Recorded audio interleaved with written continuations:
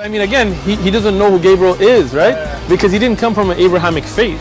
The people of Mecca were pagan. Quran is mentioned, if this book was from other than God, they would have found in it many contradictions. If a book is without contradictions, that has no bearing on whether it comes from God or not. I've had phone books that are inerrant, but I certainly don't think God gave them. That we believe without understanding. The brother asked a very important question, that most of the scholars say that listening to music, watching movies, and most of the television programs, they're haram. So how can we have fun? Let me tell you, brother, at the outset, that having fun is permitted in Islam as long as the fun is halal fun. That the standard narrative has holes in it. The Prophet tells us because Satan or the devil sleeps over our nostrils. Those who oversleep and not pray Fajr on time, Satan urinates in their ears. I really do think Jesus was crucified and that he really was dead and buried. He thought that he was a son of God in the sense that he was specially chosen by God. I think Jesus really did think he was going to be the Messiah, the future king of Israel. I mean, that is, after all, why they crucified him.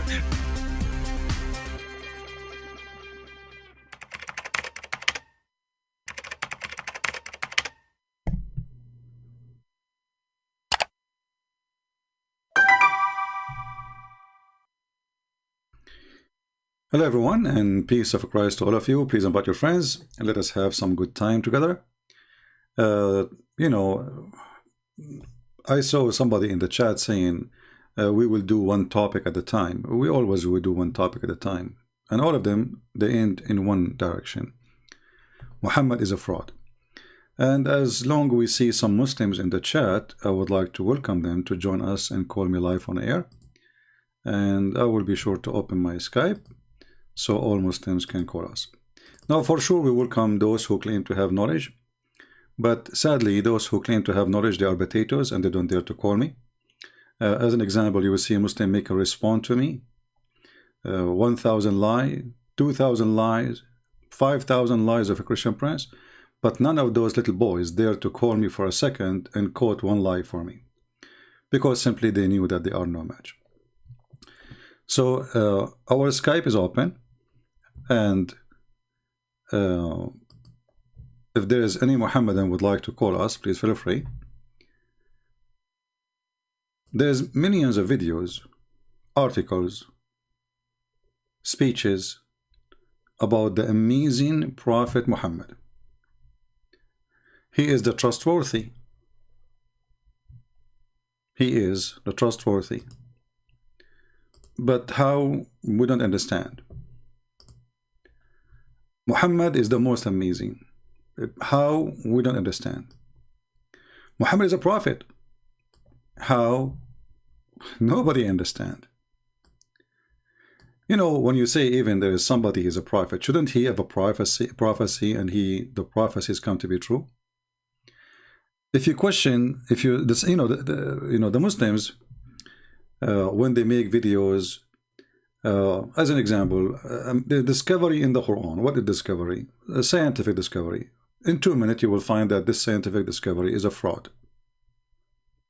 And that is telling us a lot about this religion. Because if this religion is from God, why the followers of this God, they lie about their prophet? It doesn't make sense. See, when you see somebody he is a religious, you assume at least he will be honest when it's come to his religion. You see, all of us, we do sin. All of us, we are sinners, and nobody claimed to be, for us as a Christian at least, nobody claimed to be the good person, because only God is good, and the Bible confirmed that.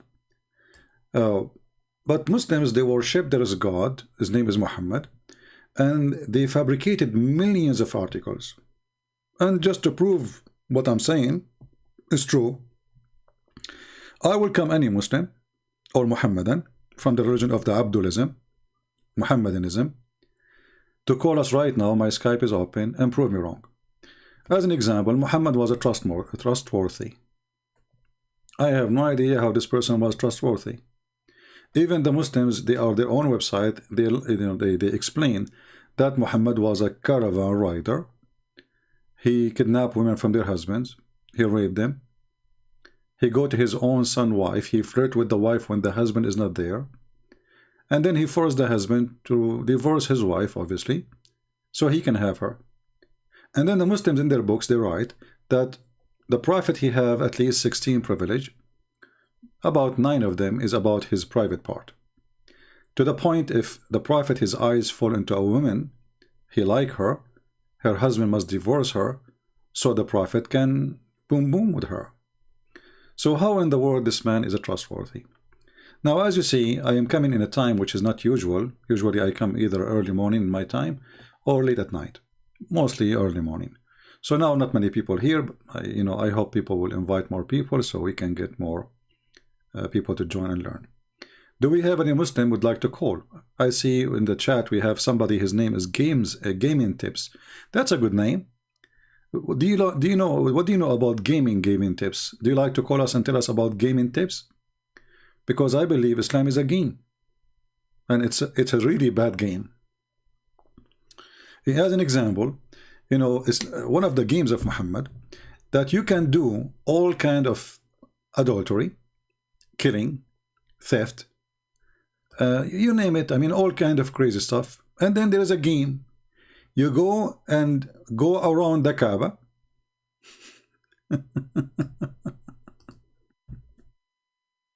7 times. Or touching the black stone and the Yemeni corner will erase your sin. I mean, this is a nice game. Who can beat that? Let us be honest here. You spend the whole year doing as much as you wish. Look at this game. This is one of the games. Thank you, Gaming Tips, for giving us the tips. Your name is an inspiration for us. I think you have a connection with Jibreel. Look what your Prophet said.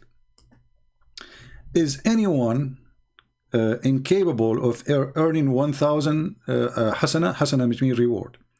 In a day? Okay, what does that mean? Someone from the gathering asked, how can anyone of us earn 1,000 reward? He said, okay, glorify Allah 100 times and 1,000 hasana will be written for you.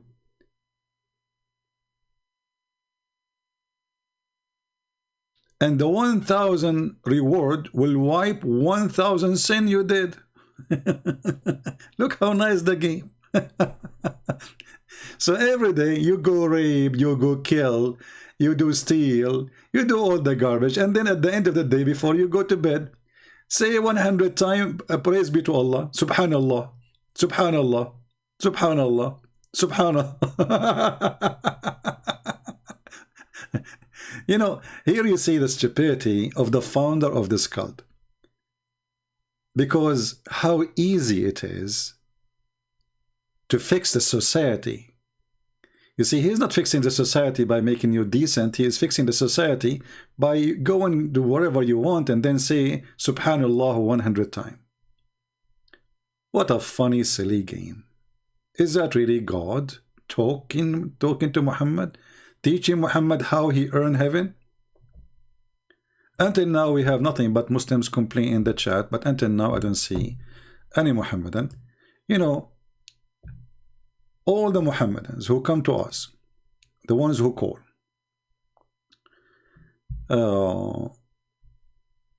they complain, as an example, about Christian Prince. They say Christian Prince is lying. Okay, how Christian Prince is lying? Just to show you the drama of this religion. I will give you an example.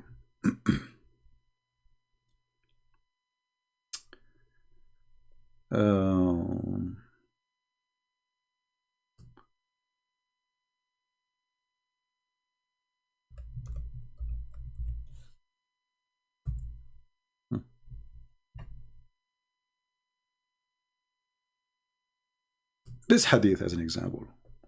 We say to the Muslims, your prophet, he is the prophet who was able to discover that the sun set in a murky water, and it's a spring of boiling water actually. How the Muslim refute this? They say CP. This hadith reported by Uthman, the son of Abi Saybah, and Ubaydullah ibn Umar, the son of Maysara. And then Yazid ibn Harun, he is the one who told them. From Sufyan, the son of Hussein. From Al-Hakam bin Utaybah. From Ibrahim al-Taymi. From his father. From Abu Dhar. They say, okay, just to give an example, you know, Ibrahim al-Taymi is known to be a person who makes things up. Okay? And because of that, you know, we don't accept this hadith. This is how the Muslims get me busted by saying it's a lie. And the funny is, those Muslims, the one who wrote the hadith, the one who, you know, collected the hadith, the one even called it Sahih in chain, and they have no problem with it. Sahih al-Isnad, actually, you know. Nobody have a problem with it. But today, because it's an embarrassment, we have to find a way to get away from it. So what we will do, what the Muslims trying to say to us, that Muslims are a bunch of liars. And they fabricate stories about their Prophet. Their Prophet did not say that. Their Prophet never said that. But there is some Muslims, brother, who they are really evil, brother. They fabricate stories, brother, about the Prophet, alhamdulillah. My friend Tundra, focus with us. Do you see us talking about Baha'i and Druze? Who care about those things? For Baha'i is not a religion. Baha'i is a collection of stupidity.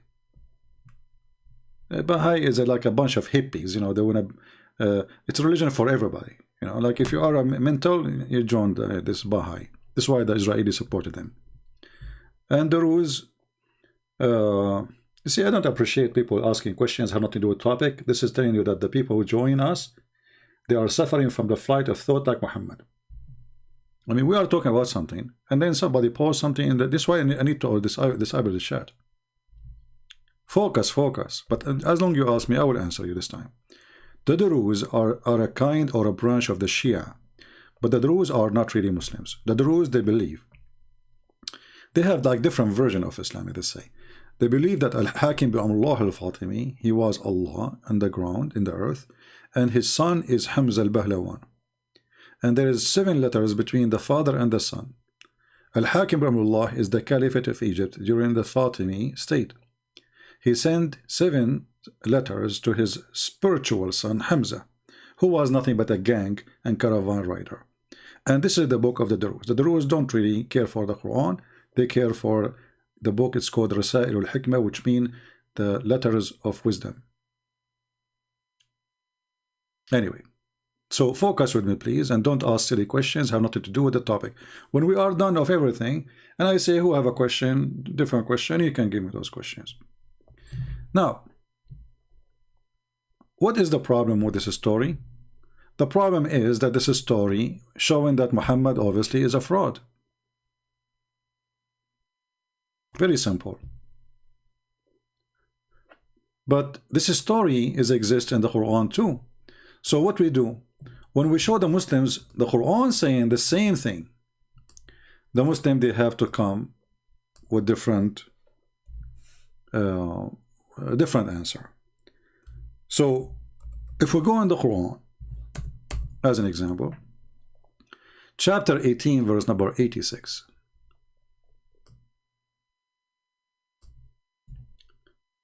Chapter 18, verse number 86, where it says that the sun set in a murky water, and who founded Zulqarnain? The Muslim here, they start getting their imagination to fix it. They say, this is from the perception of Zulqarnain. It's not Allah who saying that the sun set in murky water. But read with me carefully. Do you see anywhere it says what the Muslims are saying to us? Do you see where it says that this is how it's appeared to him? Did Allah say the word it appeared to Zulqarnain this way? No, this is Allah is talking. This is not Zulqarnain. So this person, he kept going until he found where the sun set. He found it setting in a spring of black muddy. Actually, it's not really, you know, Hamia is, you know, because it's boiling with the mud. So it is muddy and like, you know, you see those what they call it, like if you have a volcano, you will see like a gray water coming, boiling, or very hot. So this is what the water we are talking about. So the one is talking here is not even Zulqarnain. It is Allah. And you will notice here many mistakes in one phrase. Until when he reached the sitting place of the sun. What is that? So obviously the author of the Quran, Aka Muhammad, he is so foolish, copy from a story written by somebody from Syria about Zulqarnain, fiction story. Zulqarnain is a real person, by the way, but it's not his name, Zulqarnain. This is a silly name from the fiction story. His real name, Alexander the Great. So Alexander the Great, who used to own 2 horns, he conquered the whole world. So the story is making, I mean, the old world, let's say. So the story was written by this Syrian author, the fiction story, speaking about a guy with a 2 horns, did not mention his name. And this person, he went all the way until he found the sitting place of the sun. This is what the Quran is saying. This foolish Muhammad, he copied the story as it is from that fiction story, and he added in his book. You see how stupid Muhammad is? Here you will notice that Muhammad is not trustworthy, because if his God told him that, well, his God is not trustworthy too. If his God did not tell him that, that means Muhammad is not trustworthy too, because this is simply a false story.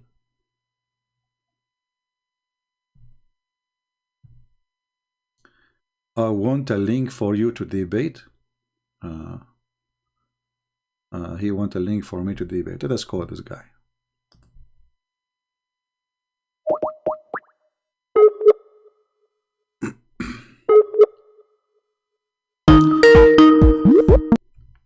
If you are a Muslim and you'd like to, you know, to join us, please feel free.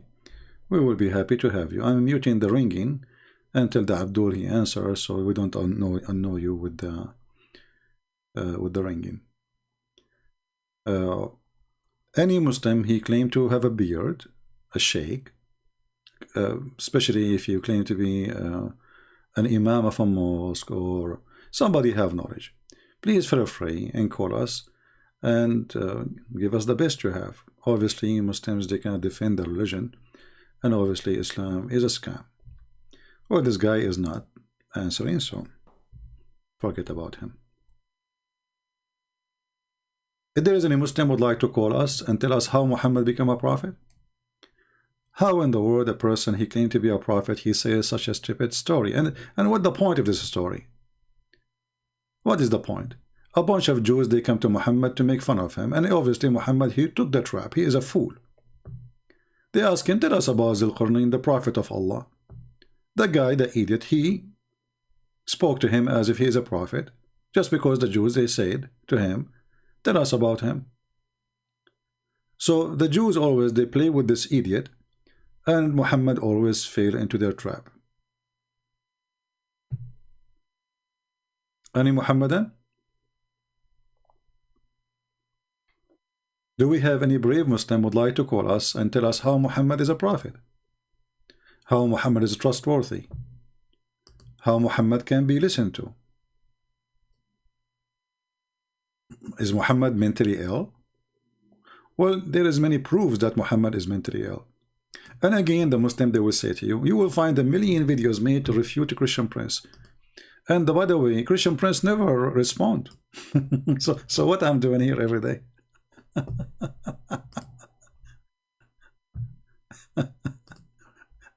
I don't respond to idiots. I respond to Islam. Let us see. We're calling this guy. Let's see if he will answer. Hello? Hello, CP. Yes, my friend. We are live on air. What would you like to say to us? No, I was not planning to come on air. I just wanted to link you with a guy, one of my friends. who is willing to debate you. Your friend will debate me? Yeah, he said he want to debate you because I told him about you and I showed him your video and he was Okay, confident that you want to is he next to you or was your friend? No, he is back home in Nigeria and I'm in Canada, so I have to talk to him and fix it Well, the my time. friend, if you like, you can text him and he can join us. Thank you for calling. All right. All right, thank you. Yeah. Please, guys, don't call me. Don't text me. We want Muslims to text us. You calling me, texting me doesn't make any difference for me. Because we want people to see how Muslims, you know, they want to see two sides of the story. Not like the Muslims, they make an interview. Or let's say two Muslims, they start bashing Christianity. And they laugh at Christianity. You know, this is easy, you know, talking to yourself, right? You always win. This is how Muslims, they really, they claim that they can refute us. And if they want to make a debate, if we can call it a debate, Muslims always, they choose carefully. They will debate who? A person who do not know much. As simple as that. Because the maximum he says something, we will say to him, you do not know Arabic, you do not know the meaning. Here we go. Right? When Mimi Hijab, our sister Mimi, she was debating David Wood. David Wood, he says, your God, Allah have two hands. Mimi, he said to him, who said so? I know this is coming. You don't speak Hebrew, you don't speak Arabic. That's it. The problem solved. So, Muslims always they play the game of mockery to avoid the question, and they play the game of you don't speak Arabic to avoid answering too. With me, those things, both of them, they don't work. Because you do mockery, I will whip the floor with your face. You want to speak Arabic? I am an Arab. You want to speak about knowledge? Try me. So who is a Muslim who dare?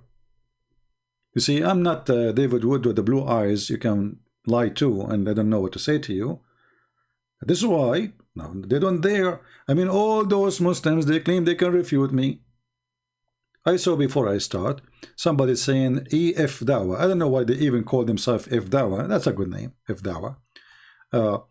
They claim they can, you know, okay, give me the Skype, I will call them right now. Give me the F Dawa Skype, let them text me, I will call them right now. They can go on their channel. Fair? Is that fair, guys? So all those kids like this F Dawa, they said that when the word in the Quran says as-sulb mean the male member. I never heard of somebody saying such a stupid thing, that as-sulb is a male member. They were talking about, you know, I didn't watch their video, but somebody sent me a video of them. It was funny, stupid, like them. So the guy who is supposedly an expert, he says, if you open a dictionary, okay, let us open dictionary. Why you don't open dictionary to people so they can see in the dictionary you are talking about, so people will laugh at you?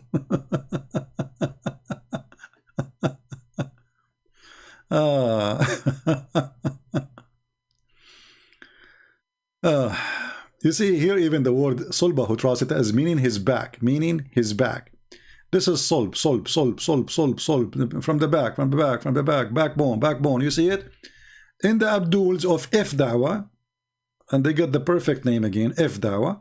It's, here we go. This is your translation, backbone. So the backbone suddenly became the private part of the man. Those are the one who will dare to do. This is why they will never dare to get close to me. It takes us 2 seconds to make them shish kebab. Right?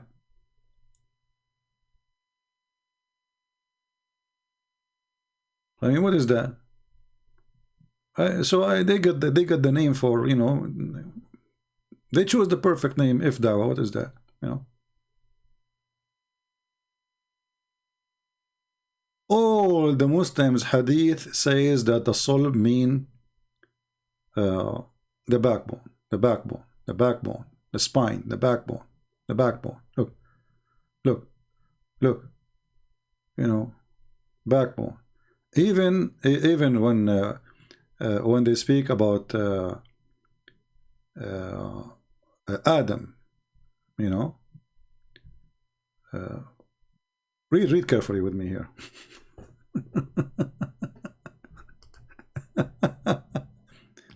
God made the covenant from Adam back. He made the covenant.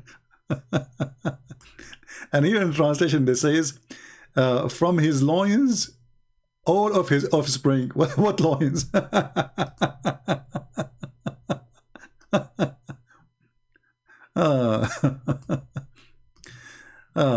So, you know, Islam is a comedy, and Muslims are like salesmen trying to make Islam look good. You go to a car dealer, he will sell you a piece of trash, and he will do his best to make you believe that this is the best car ever in the world. You know, you need to buy it. This car, if you go now for 5 minutes, you come back, you will not find it. Okay. And if you are a fool, you will believe him. You know, you forgot that he's a car dealer, and then you take it home, and then you find that the car is screwed up, and he will say to you, well, sorry, sir, did you see the policy you sign, you know, when you sign the paper? So this is your prophet explaining the backbone, but the Muslim, they say this is not the backbone. It is the private part, brother. And why they are saying this is not the backbone? Because simply, it's embarrassment. Muhammad, you know, he claimed that this has been taught by his God.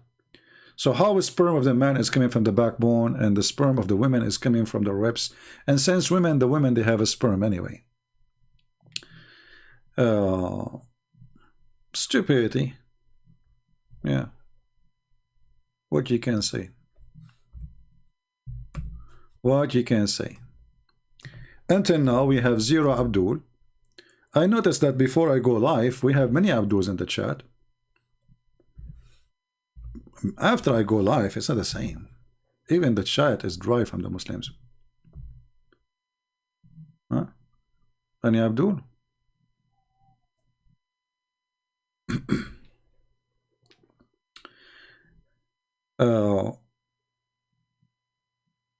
You look like Muhammad, he never heard of the word testicles. And, you know, as usual, Muhammad is a mentally ill person who claimed to be educated in the time of ignorance.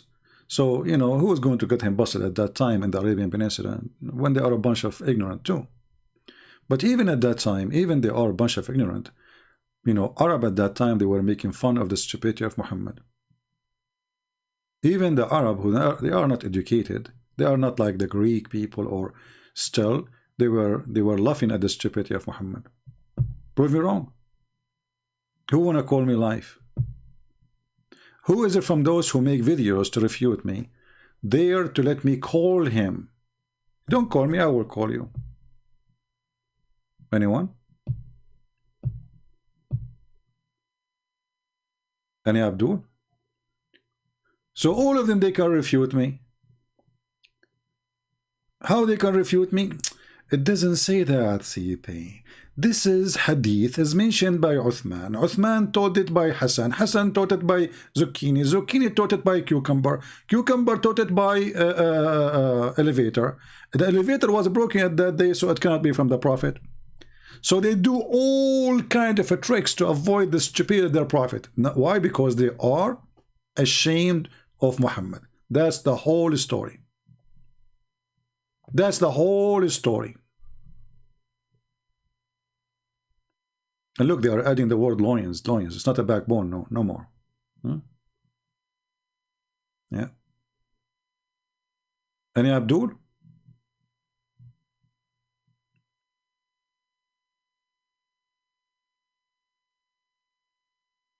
Anyone?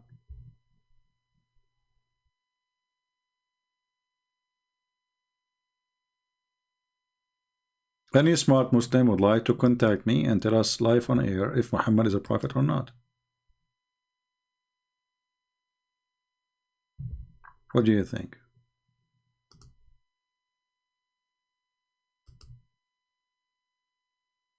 Anyone? Look like there's no more proud Muslims, sadly. They don't want to be proud. What I can do?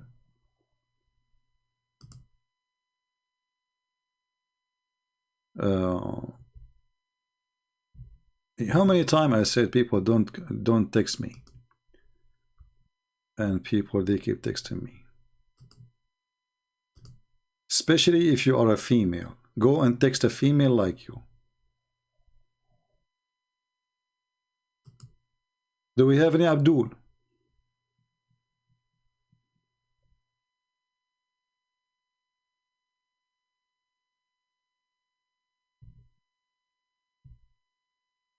Anyone?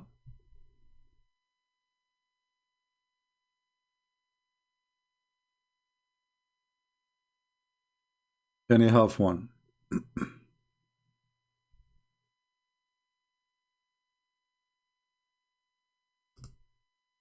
No?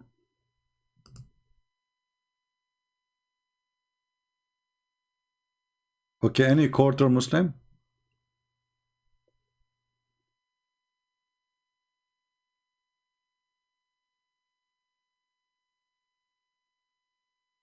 No? Okay, well, look like the Muslims became rare these days. They left Islam. That's wonderful. I'm so happy to see this. There's no Muslim left. Thank you, God. You know, Muslims, they've been saved, and now they are joining Christianity, and they are not proud about their prophet no more. So all those videos in YouTube are a scam. This is the truth. You know?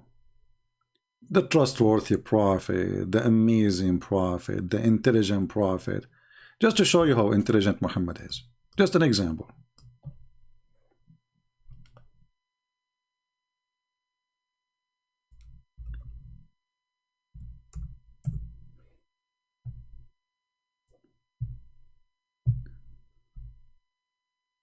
Who can beat this intelligence? Nobody. According to the smartest prophet ever in earth, that if you have orgasm first, the baby will be a boy and will look like you. If the women have orgasm first, the baby will be a girl, will look like her. Who can beat that? To be honest with you, nobody. Come on. We have a person, his name is Wasim Ali, and he is calling me coward princess. Well, Wasim, what about you give me your Skype and let us see who is the coward? Is that fair, guys? As long you see, we allow even Muslims to post comment calling me names. If you go to Muslim page, if you insult the one who is running the program, he will block you right away, and he will say not only he will not let you talk, he will hide your text. So why you don't call me? Let us see who is the princess and the coward. What say you? Are you a man enough to call me? What do you think, people? Wasim Ali sound like an Arabic name, so he speak Arabic perfect. So that will help him to get me busted if I'm lying. So what say you, Wasim? Let us see who is the coward. If you say you will not call me, that's mean your mom. She did not allow you, or your wife maybe because you did not wash dishes. We don't know. Any Abdul? All of you are brave. All of you. You see, when the Israeli army come, you run. All of you are brave. And the Quran, by the way, says that the Israeli hide behind their walls. And then we look for the Muslim, we found them under the ground. They don't even have walls. They make tunnels. What the heck? All of you are so brave. And you call me princess to insult, supposedly, right? Who is the princess here? Change your name. Call yourself Wasima. By the way, Wasim means pretty. You are pretty. MashaAllah. You are pretty. You are more pretty than the Prophet Muhammad. And you know what this is about, the pretty Muhammad. What's wrong with you Muslims? There's a million videos about how pretty Muhammad was. I mean, this is the most stupid. Have you ever seen one Christian making videos about how good looking Jesus was? I mean, who care? Are we talking about, is that a fashion show? Muhammad is going in the competition for pretty queen, beauty queen, the pretty prophet. You Muslim even describe his belly bump. I mean, how far the madness go? How wide under his arm? How wide is his thigh? How wide his face? The white man worshippers. Was Muhammad really so pretty? Do you think he was so pretty? So do you think that Allah will not send anyone to be a messenger unless he is so pretty? And then we check, we find that Muhammad, the pretty Muhammad, sorry, I cannot say Muhammad alone. From now on, we will not say Muhammad sallallahu alaihi wasallam. We will say prophet, beauty queen. Even the angels who came to Muhammad, he was so pretty too. There's a boyfriend of Muhammad, he slept with his wife before him, the one who they raped first. Among the captive was Safiya. First she was given to Dahil Kalbi. Okay, who is Dahil Kalbi? This is the same guy who Jibreel came in his look. Okay, why Jibreel came in the look of Dahil Kalbi? Because he's so pretty. Read carefully. The angel Jibreel, brother, he come to the nearest resemblance, you know, of Dahil Kalbi. This is translation, not my translation. Okay, why Jibreel is coming? He looked like this guy, the boyfriend of Muhammad. So now we have two Dahil Kalbi in town. Which one is the one? Like you go now in the town, you will find like 100,000 Santa Claus. Okay, but which one is the real one? This is the same in Islam now. So we have Dahil Kalbi, the real person. We have Dahil Kalbi, the angel.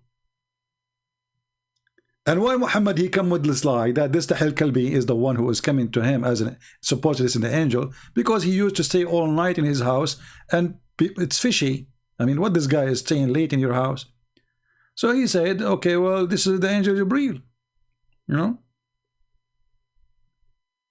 Yeah. Dahil Kalbi.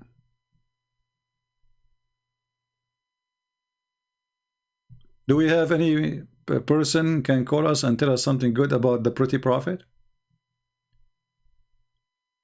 You know, when the Muslim they make videos about the description of Prophet Muhammad, and then there's a background music like, and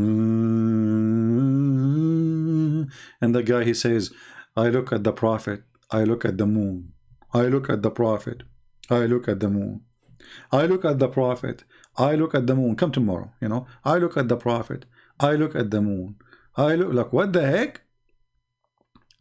All of this to describe the prophet, how pretty he is. Okay, he is more pretty than the moon. And by the way, is the moon pretty anyway? I mean, what do you mean? I look at the prophet. Because he's white. They are white man worshippers. Do we have any Abdul? He have anything to say to us about his religion? Look, all those stories in front of me. I mean, I cannot find even a decent story to tell you.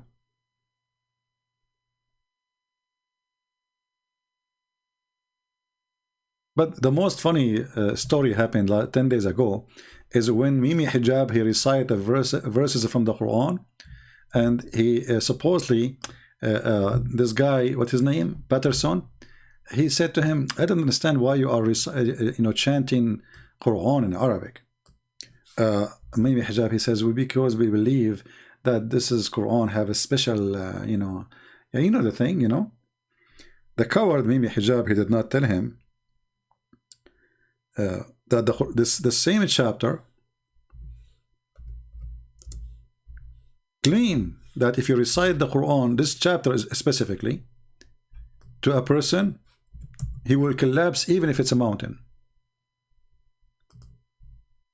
So Mimi decided to recite the Quran, and then later he added some echo to it. Had we sent down this Quran on the mountain, would surely have seen it humbling himself. Okay, here we go. You recite the Quran on me. I'm not a mountain, and I'm laughing at it. The experiment of Islam is not working. Hold on, you remind me of something. Let me go to Prophet YouTube. There's a sheikh, his name is Al-Uraifi. Very well known Saudi sheikh.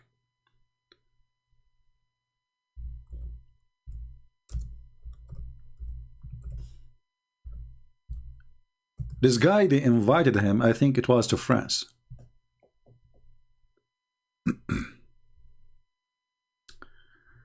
Let us see if we can find it. Here we go.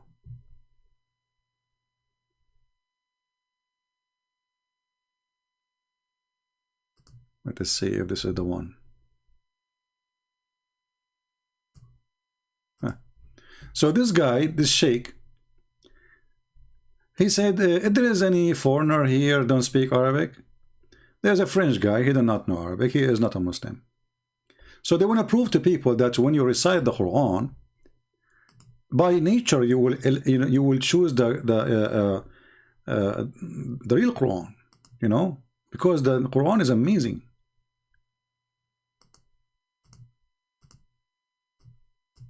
This is not the video. Hold on, let me find the video. This is not the one. This is a comment about the videos.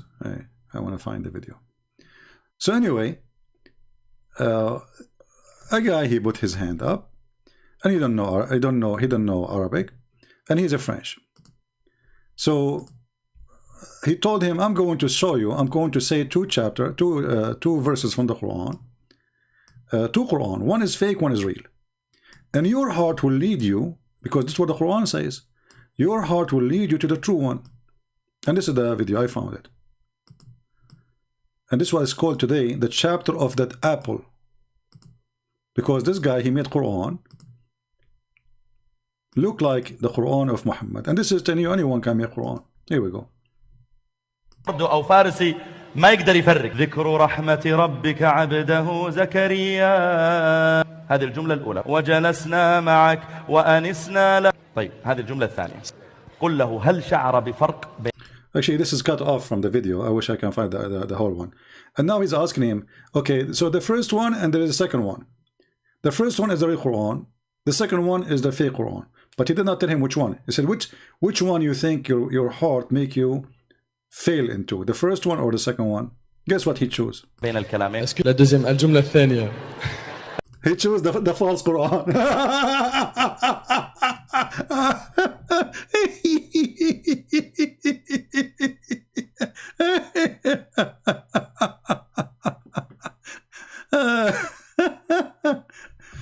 Shadows, don't choose bad, you know, don't force me to block you. Why are you all calling them filthy? Supposedly you are the clean. You know, everybody, you know, we are here to help the Muslims, not to call them filthy, my friend. If somebody is a filthy, he is a filthy. All right? When somebody do something filthy, then you call him filthy. They don't say, any filthy Abdul. So here a great example of the stupidity of Islam. The Quran says, you know, this Quran, anyone, even the genie converted to Islam when they listen to it. So what the Muslims they do, they bring a guys, he have a nice voice and he start singing. And because you are a foreigner, you do not know what he's singing, you might like it. You know, the same as you see people like in Indian songs. You know, people shaking their heads, and you know, you watch an Indian movie, from the middle of nowhere you will find like 10,000 women and men, they are dancing. How, where, who care, you know? And you might like it, right? But maybe if you know the words, you will not like it, because words can make a difference. The same as many songs in English. There's many people, they repeat English words, but it's nothing but the F word, the S, she, ish, it word, you know, those filthy Arabic music. There's many kids in the Middle East, they recite them, they like them, you know, they love them. But in reality, they are very filthy, you know. So what is important, what is the word mean? Not this, the voice of a chanting person. Give the same Quran for somebody have a bad voice. You will see the same Quran sounds so stupid. Even you do not know Arabic. Just seeing the voice, you know. If you give a newspaper for someone have a nice voice, even if he is reading a newspaper, you will enjoy it. Because his voice is nice. It's not the words he's reciting, right? But they try to fool you, and they bring you, like, you will see all the record of the Quran is done by people who have a very nice voice. Okay, Muslim, if the Quran is amazing, why you need somebody have a nice voice to make the Quran sound nice? Any one of you. Actually, let us make competition. Who is a Muslim can call us right now and recite the Quran for us? What do you think, guys? We offer the Muslim. What is this guy? What's his name? Wasim Ali. You still alive?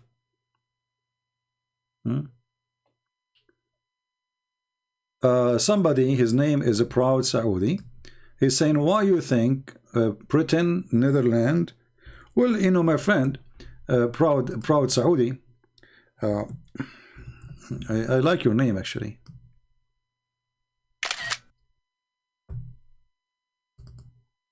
أولاد البيارة. Look what Mr. Proud Saudi is saying. Why do you think Britain, Netherlands, Europe turned into atheism?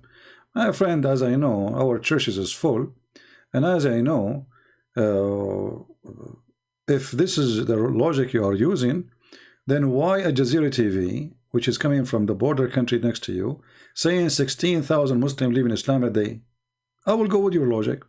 So if Christianity is fake, and this is the reason, well, that means Islam is fake. Even your prophet said that Islam start as a small religion, will end as a small religion. So I will use your logic. If the religion is fake, people will leave from it, correct?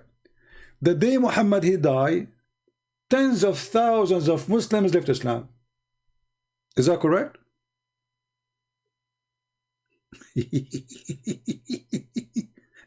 I mean, the guy, nobody debated them by the way.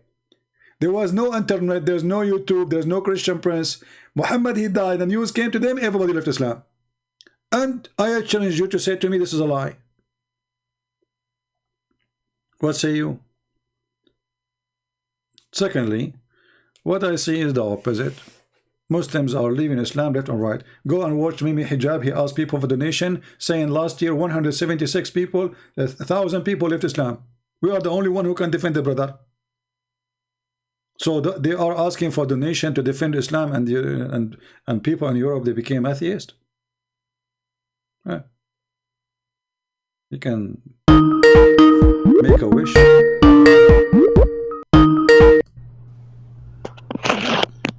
Hello? Yeah, hi, can you hear me? Yeah, how are you doing? You are a Muslim? I'm fine. I spoke to you a while ago. I think you called me duct tape. Oh, Mr. Duct Tape, how are you? Yeah, I'm fine. You remember me, yeah? Yeah, actually, hold on. You know what? I have a surprise for you. Now I look at your name. Here we go. It says Muhammad Duct Tape. I changed your name in Skype, you know. Honestly, I changed your name in Skype. I changed the name and make it Muhammad Duct Tape because I remember you were out of duct tape trying to fix Muhammad. I mean, it's not. When I look back, it's not an easy job, you know. And No I want to so say, what do you want to say to us, Muhammad? well, I want to say, of course, you said only Muslims can call, but you know, and I'm no longer Muslim, but I want to say, you know, thank you for, you know. What happened last time you called me? You left Islam? Ever since then, I had to question a couple of things, and I also had a few doubts. So you even left when Islam now? Yeah, I've left. But did you leave Islam when you are talking to me live on air, or you hang up and you are not leave Islam yet? Because I don't remember you left Islam. After I talked to you, I had to do some thinking. After you talked to me and you became out of the duct tape, you know, there's no more duct tape can fix it, so you decide to leave Islam. That's a good thing. Well, even before that, I had a few doubts, but I was still trying my best to defend it. So one of the reasons I called you is to see how the defense would do, for example, to someone who can, you know, criticize. And, you know, after seeing criticism and from someone like you that's not afraid to criticize, I've come to the conclusion that I still respect Muslims, but me personally, I can't, you know, there's too many, like, problems, you know, for this to make sense. Yeah. Well, it's not only about making sense. I mean, Islam is stupid in every aspect. Even the definition of God in Islam is a stupid definition. You know, when we ask Muslims who is Allah, they don't know. All what they know, they say the Creator. But the Quran says Allah is the best of the creators. So if Allah is the Creator, and then we find in the Quran that Jesus can create from the mother bird, right? And the Quran confirmed that Allah is the best of the creators. So how in one hand you say that you are a monotheism religion and you believe in one God, and then in the other hand your Quran saying that Allah is the best of the creators, and then the Muslim they try to duct tape as you used to do with me, you know, they say you say CP. If somebody make a bicycle, didn't that make him a creator? No, creator is somebody he can create. It's not somebody he made something. Some like if I make a car, I'm not creating a car. You know, the steel is there. I mean, the iron is there. All what I did, I just use what is around me to invent something new. But the reality is, the creator is someone who can he can give life. Even the Quran says that how you can worship somebody, he cannot even create a fly. So the Quran put a definition for creation. The one who can create a fly is the one is worthy of worship. The question is, can Allah create a fly? Nobody can prove that. And the proof that Allah cannot create a fly, Allah himself do not remember which one he created first. As an example, if I am the one who created the earth and the heaven, shouldn't I remember if I created the mountains first before you the should stars? at least you should know that. Yeah, so he cannot even repeat the same story twice. This is what happened. So you see, I can make a Quran right now claiming to be I'm God, and I can repeat the same story twice without making a stupid contradiction. But this God is so silly, so stupid to the point he cannot even go in order of his creation. Yeah, well, you know, it's just, and there's even more problematic than what you just mentioned. This is just, you know, the you know, the small problems. You know, I was going to block you, by the way, because you gave me headache. Honestly, you gave me headache with your duct tape, you know, because whatever I say to you, you try to duct tape it, you know. That's why I came with this name. But I'm surprised now you are calling me and you decide to leave Islam. So what do you think about becoming Christian then? To be honest, you know, I respect Christians very much, especially like you. And but at the same time, I don't think. I think a lot of the problems I had with Islam, I think some of them also is in Christianity. Like what? You know, Give me one. Give me one. Just maybe we can help. Well, for example, Christianity, just like Islam, you know, it points a lot of things such as sinful. For example, when a man and a girl, and you know, a man, their boyfriend, girlfriend, if you're not married, if you're not this, that, it's sinful. It likes to say a lot of natural things are sinful, to condemn human life. Let me go with you. You see, if a woman she slept with 10,000 men, is it going to make a difference for her after that to have 10,000 men in one? So what is love mean? What is relationship mean? What is special between me and this woman is? If I'm going to sleep with everybody and she will sleep with everybody. So if every few weeks she will have a new guy who says to her, I love you, she said to him, I love you in the bed. Then 2 weeks after, they leave each other and then they have a new partner. What is this is what life is about? I mean, what the point of all of this? If this is bad, if this is bad, actually this is destroying the society in the West. Single child, single mother, single you know, single parents, and then the child grow and there is no father. He don't even know maybe his father was, you know, the same as Muslim countries like Muhammad. He was born 4 years after his father's death, and look what happened. He was born 4 years after his father's death, so his mother was single mother, and Muhammad was very, you know, nobody cared for him, even to the point they were throwing him out from a house to a house. So and the healthy family, you know, you need to be, you don't, you know, what people today is selfish. Everybody want to just have fun, but nobody want to have any responsibility. Relationship is not meant, is not, we are not cats, my friend. We are not dogs, you know, we are human, right? Yeah, I agree with you. You know, you should have. That will hurt even the feeling. That will hurt the feeling of the women and the man. You will live in drama all your life. You sleep with this woman, okay, now 9 months after she have a baby, and now you left her. This is this is a disaster.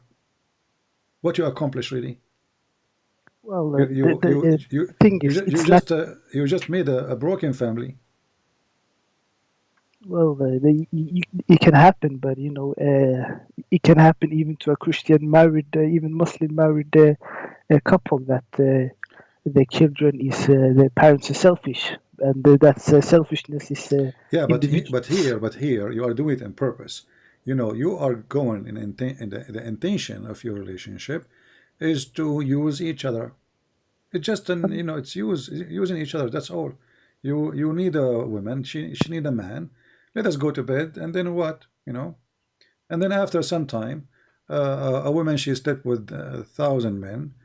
How many images she have in her head, even when you are sleeping with her? Or the same for you. How many women you remember you slept with when you are sleeping with this woman?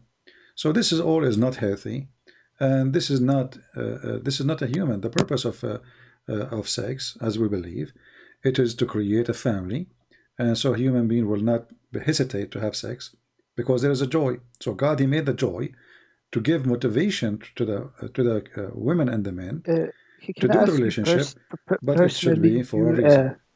Can I ask you personally? Do you think that humans need God to have morality? To have what? Morality. I don't understand. What do you mean? If do you need God to believe in God to have morality? Here we go. You just told me. You just told me you don't like Christianity because you have to have very careful in your relationship, and you can tell me that you have this is your morality, right? But for me, I don't want to insult you. I think this is not I morality. think you misunderstood my question. That's just one example. For example, when it calls something that is natural, Christianity or Islam has to say this is sinful and that is sinful, and put sin on things that are natural. Things. We believe that God, He created doesn't trust the human to take care of themselves. Yeah, when God, He created you, He put inside you, let us say, a basic knowledge. As an example, all of us, we get disgusted when we see blood. Right? Yeah, that's not.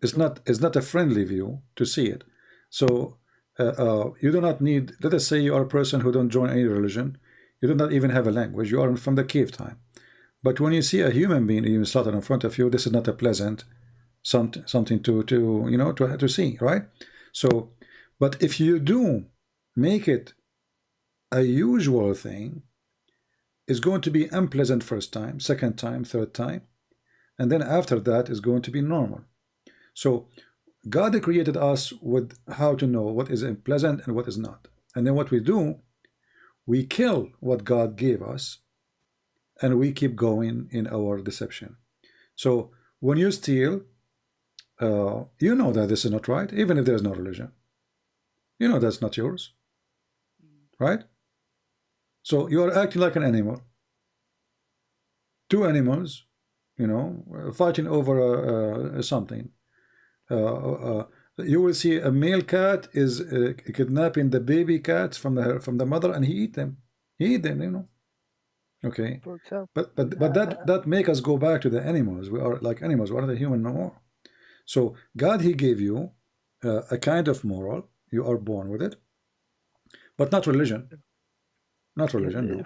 For example, when I was Muslim, used to say, hey, if you are not using your time, your valuable time to pray 5 times a day, then you are doing something sinful. You're not allowed to just mind your business and do work. Well, this is the stupid Islam. For us, prayer Christianity is doesn't do exactly. It's not as bad, But at the same time, Christianity says, you are sinful because Adam, and Hawa and Eve, and no. He puts you.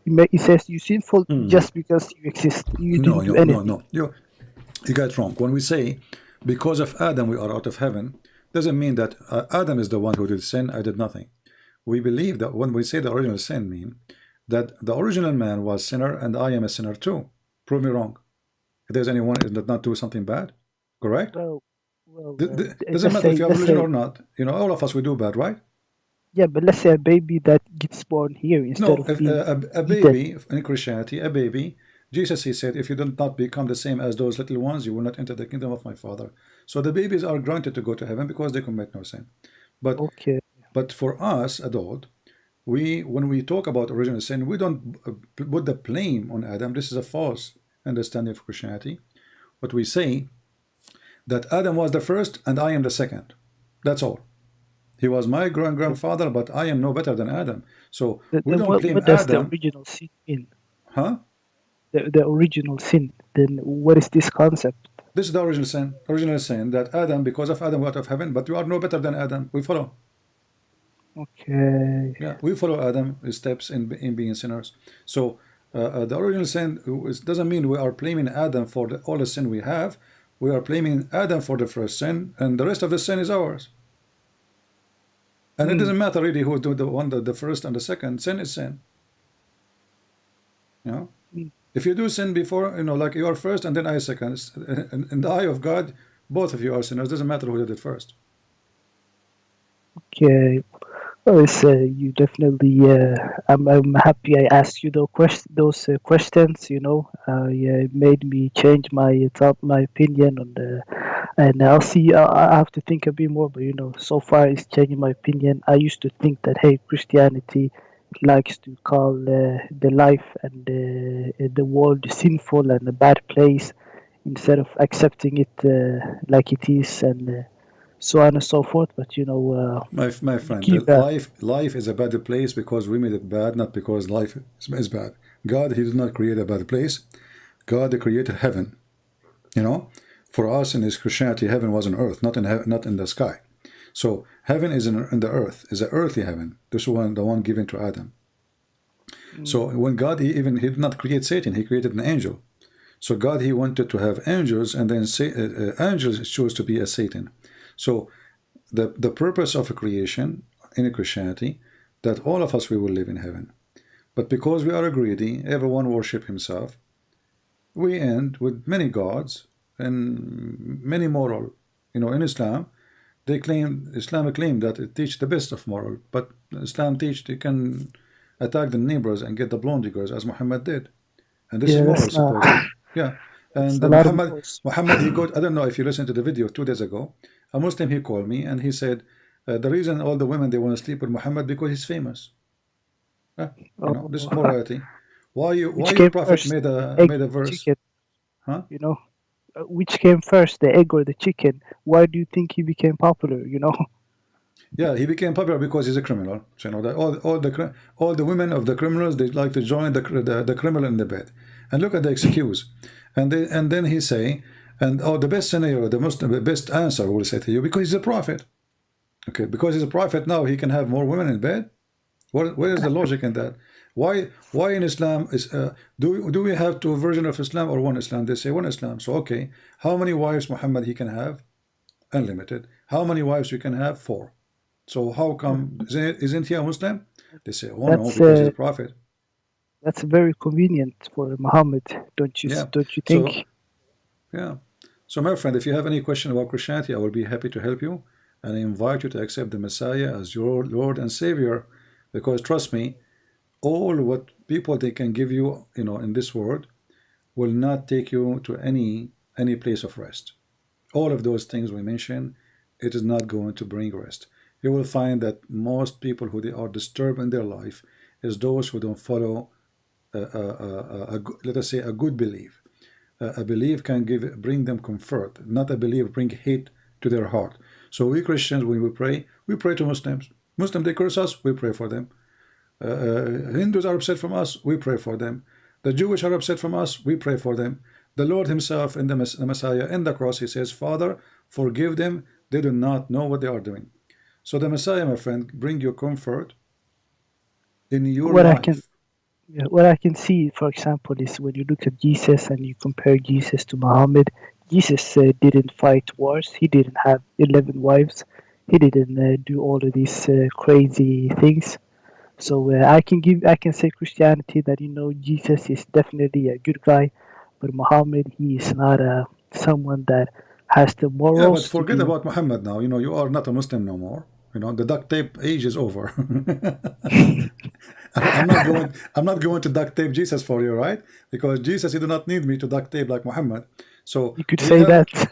we have the Messiah is an amazing person. Love your enemy, bless those who curse you. Who can go that far? Love your enemy 2,000 years ago. Today, who dare even to say this word? I mean, imagine you have a president in the United Nations saying, love your enemy. People will say, well, this guy is crazy. What are you talking about? Imagine Putin and Joe Biden, you know, he might forget his name at that time. They go in a speech and they say, love your enemy. Okay, that will not work in this. Why they will not work? Because people, they are full of greed. People seeking power. People, they want to earn more, make more, control more. So the evil inside us forbid us from following the Messiah. Because if we practice only one sentence of Christ, not the whole book, just one, love your enemy, all the budget we have for military in the world can make this earth heaven. That's Trillions, a lot of money wasted trillions on of dollars. on Yeah. military. That's true, you know. Yeah, trillions of not billions, trillions of dollars. You know, Yeah, is that's a lot. spent That's a lot. around the world just to kill. Why? Could Because a solve, human being is worth than animal. You see, even animals, when they fight for a reason. Human being, they don't fight for any reason sometimes. yeah, I mean, it's true, it's true. you wonder, you ask yourself, what even the reason for this war? That's Russia is so big, India is so big, Pakistan is so big. What do you want? What exactly you are looking for? Nobody, they cannot live without killing. So hatred is the supreme in this earth. Hatred is the master in this earth. This is why we as a Christian, we believe that the Messiah is going to come back and he's going to save this earth from our hatred. I see. Yeah. Well, yeah. Well, it was a pleasure talking to you, and you know, I really Thank you, my friend. appreciate it. And you know, don't be scared of criticizing ideas and religions and this and that. No one should censor you. I'm the last one needed advice, my friend. That's why I'm happy to hear that. All right, take care, my friend. God bless you. If you want any help, you can call me. I appreciate it. But I invite you, before you sleep today, my friend, think about it. No one can save you, and without the Messiah, you know, still we will never have comfort in this earth. You will go through many things in your life. You will feel that the life will direct you just in temptation, but there's no purpose. With the Messiah, you will have a purpose, and temptation will not die. Temptation will be with you, but temptation will be under control. So there's a huge difference between you control your temptation or temptation controlling you. A person who lives under the control of temptation will end wherever temptation take him. I can tell you that, you know, being an atheist, and you know, believing that there's no God, you know, it feels like almost a bit lonely sometimes. You know, it's like it feels almost purposeless. I don't know if I have to get used to it, but there's something to be said about that, I can say. Well, I hope soon you will manage to rethink it again, and you will call me and you tell me that if you have a question, I will answer you, and I hope soon you will accept the Messiah as your Lord, as Savior. And I'm so happy for you anyway that you decide to leave Islam. But remember, for me as a Christian, you are not saved yet, because still you are just going with the current. Wherever the current take you, we will go. You know, because you are submissive to life, not to a purpose in your life. There is no purpose. You are just living, you know, enjoying things, food, sex, etc. But real purpose, you don't have it. And life without real purpose, it goes so fast and it dies so fast, and nobody will remember you after that. All right. I will think about it. A lot of give you something to think about at least. So yeah, thank you. All right. Thank you, my friend, for calling. Take care. Well, I'm so happy for him. You know, you remember he called me, I don't know how, a while ago. I think I see here in YouTube, sorry, in Skype. We spoke last time. I don't know, in Skype it shows last time in November 24. Really? Time don't go fast? Huh. Okay. November 24th. All right. Yeah. This is actually, because I'm looking at the Skype here. This is the first time he texted me. It's Wednesday, November 24th at 2:21, and he is saying, Salam, CP, I'm a Muslim. I have this agreement with you. Can I ask you my question? Yeah. So the duct tape conversation happened at that time. Time go fast. We're happy for him that he decided to leave Islam.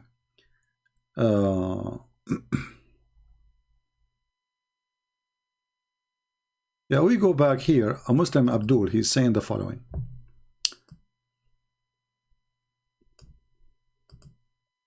How can you write that the moon split is unscientific while Jesus turned water into a wine? I mean, this is really very... You're a genius, my friend. You know what? I don't think you're born after 9 months. I think your mother, she cooked you in the microwave. Look at the compare. How you can write that the moon split is unscientific? First of all, we don't say it is scientific or not. Who cares if it's scientific or not? The stupid Quran did not even say who split the moon. Secondly, if the moon is split, why is it split no more? Did Allah glue it again?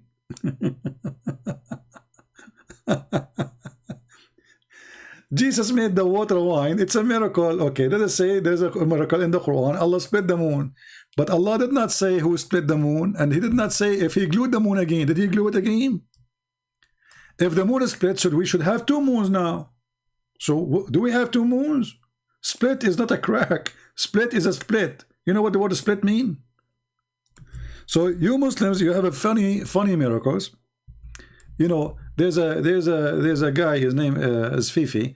He said nobody saw it because it was for a second.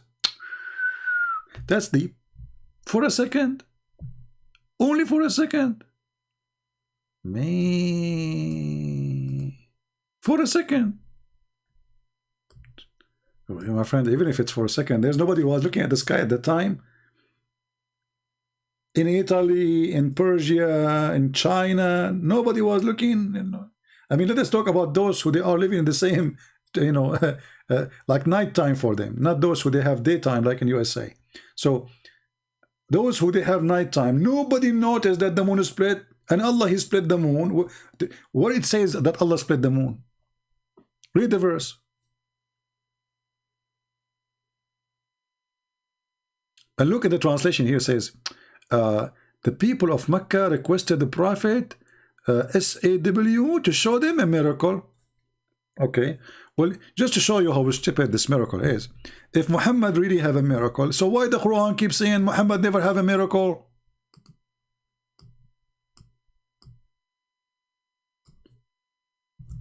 Do you see the stupidity? If Muhammad, he had a miracle splitting the moon.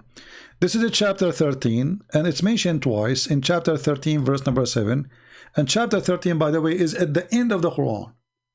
Chapter 13 is at the end of the Quran. If we go, let us go a little bit, open Prophet Google. And we will look for Quran according to Revelation, Muslim website.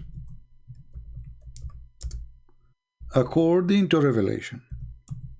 Yeah, because Muslims, they agree that the Muslim, they changed the revelation order. And the funny, they claim that the Quran never been changed.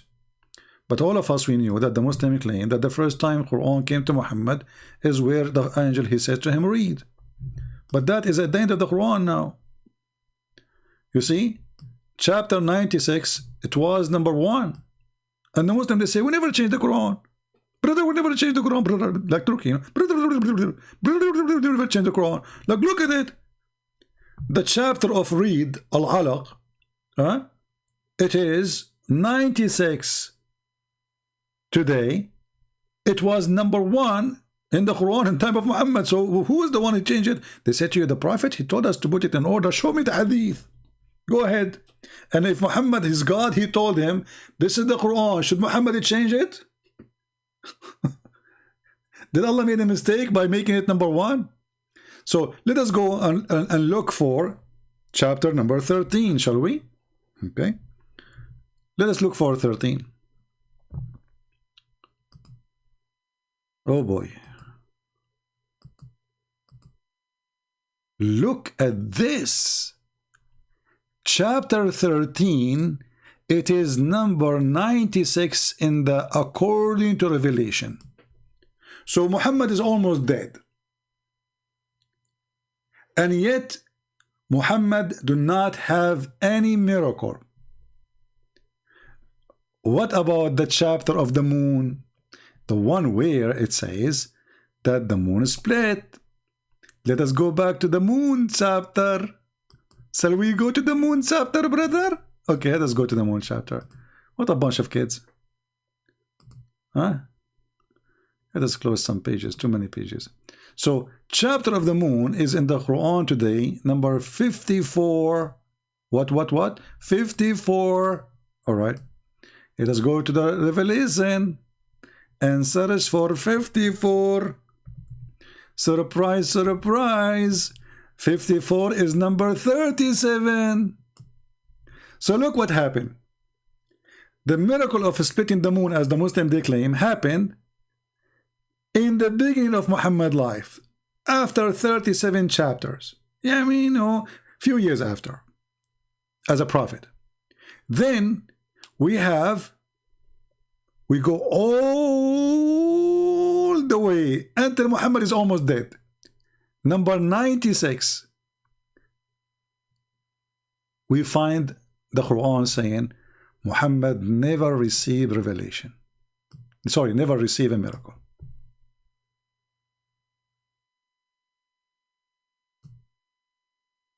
Do you see it?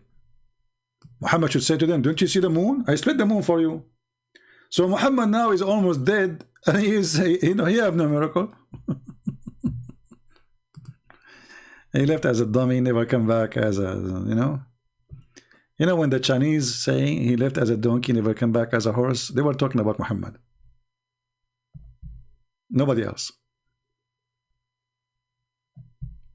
Who's next? See, Muslim, this is why they don't dare to call me. Our friend here, the one who called me, because this is what happened when you call Christian Prince. Our friend, Muhammad, I'm not going to call him duct tape no more. I come with this name because I give up on him. I don't know for how long we spoke. Let me look in Skype. For how long there was the conversation with him? I mean the last time conversation.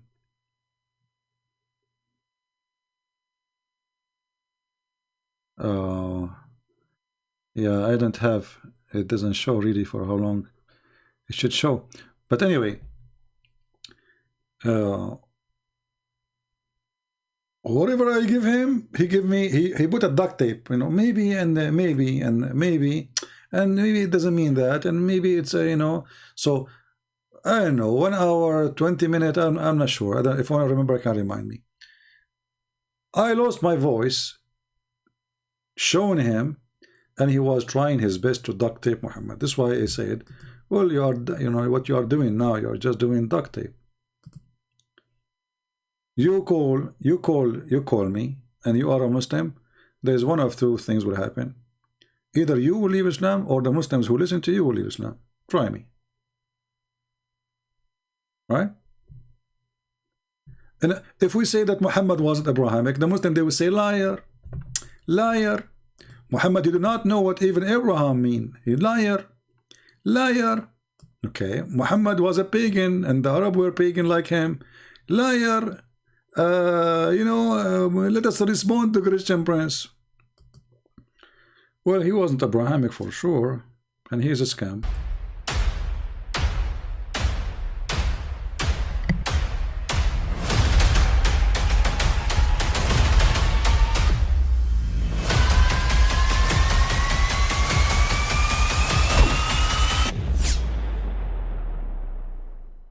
But I mean, again, he doesn't know who Gabriel is, right? Because he didn't come from an Abrahamic faith. The people of Mecca were pagan. Quran is mentioned, if this book was from other than God, they would have found in it many contradictions. If a book is without contradictions, that has no bearing on whether it comes from God or not. I've had phone books that are inerrant, but I certainly don't think God gave them. That we believe without understanding. The brother asked a very important question, that Most of the scholars say that listening to music, watching movies, and most of the television programs, they're haram. So how can we have fun? Let me tell you, brother, at the outset that having fun is permitted in Islam as long as the fun is halal fun. That the standard narrative has holes in it. The Prophet tells us because Satan or the devil sleeps over our nostrils. Those who oversleep and not pray Fajr on time, Satan urinates in their ears. I really do think Jesus was crucified and that he really was dead and buried. He thought that he was a son of God in the sense that he was specially chosen by God. I think Jesus really did think he was going to be the Messiah, the future king of Israel. I mean, that is, after all, why they crucified him. All right, so we go back and listen what one of the Muslims, he is a smart Muslim, he put for us in the chat. Just to show you. Just to show you why it's saying Islam is a stupid, and it makes you stupid when you follow a stupid person. So this is a person, his name is Ibrahim. And Ibrahim, why you don't call him my friend? So let us see how smart you are. Look what he said. He's calling me Huthala, which means garbage. He said, Lakum dinakum waliya deen. Ibrahim, who is the stupid here? If you say you have your religion, I have mine. So why you stupid prophet keep calling us names? Why he keep calling us kuffar, najis, filthy, liars? Okay. As long as you have your religion, I have mine. Secondly, what is your religion? I challenge you to tell us what is your religion. Your religion is you go and you kill your neighbor because he's not a Muslim, and then Allah will make your penis endless and you will have a lot of women, their legs is up. This is a religion, Ibrahim? This is your religion? You go, you kill the one who they are not Muslims, and then Allah will give you a lot of women and their legs is up? This is religion? Huh? Or maybe you mean that the religion is that there is a God, if we believe in him, this God, he will give me women with big boobs. Is that a religion? So when you say, we have our religion, you have my... By the way, this chapter in the Quran is the most funny chapter. The chapter of Al-Kafirun is one of the most stupid chapter ever. Let me show you how stupid it is.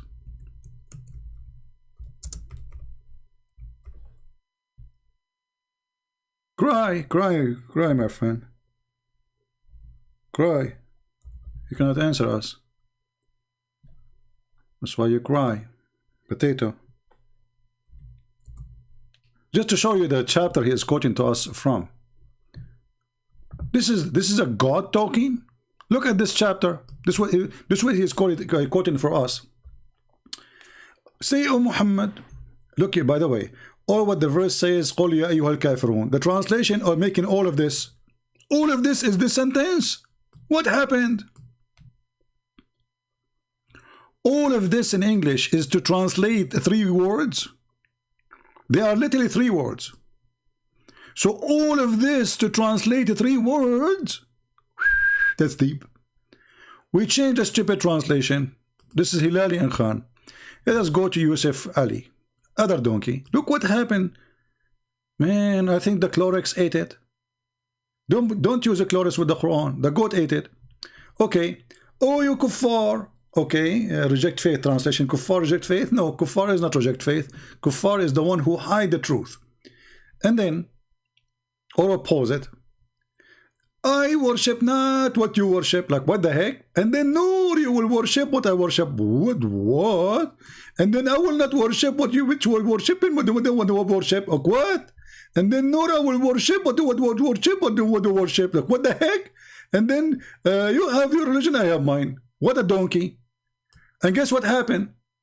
All, Muhammad, he just said, nor you will worship what I worship. Do you know that all of them later became Muslims?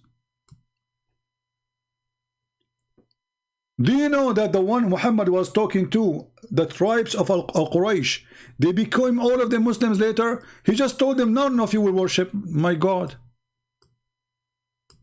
So the verse you are quoting for me, proving that Muhammad is a certified idiot.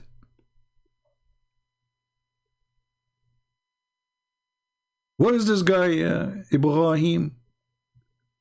إبراهيم يا إبراهيم إنك لإنسان لئيم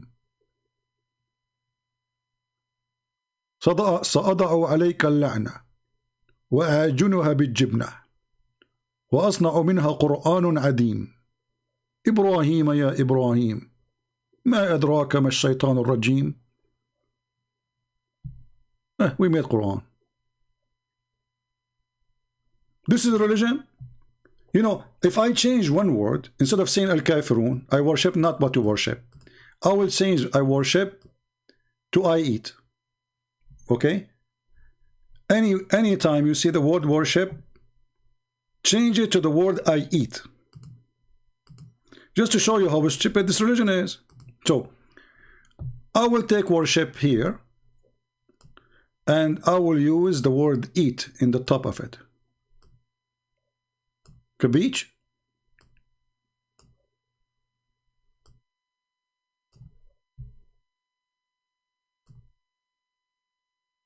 Here we go. Now we have a new Quran. Let us type the word eat.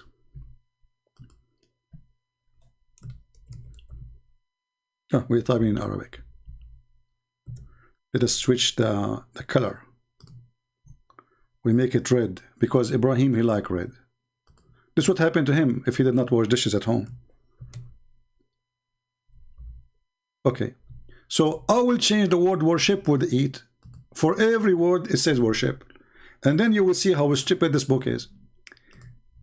Brother, I eat not what you eat, nor I will eat what I eat, and I will not eat which you have been eating, nor will you eat which I ate. You have your food, I have mine. This is God talking.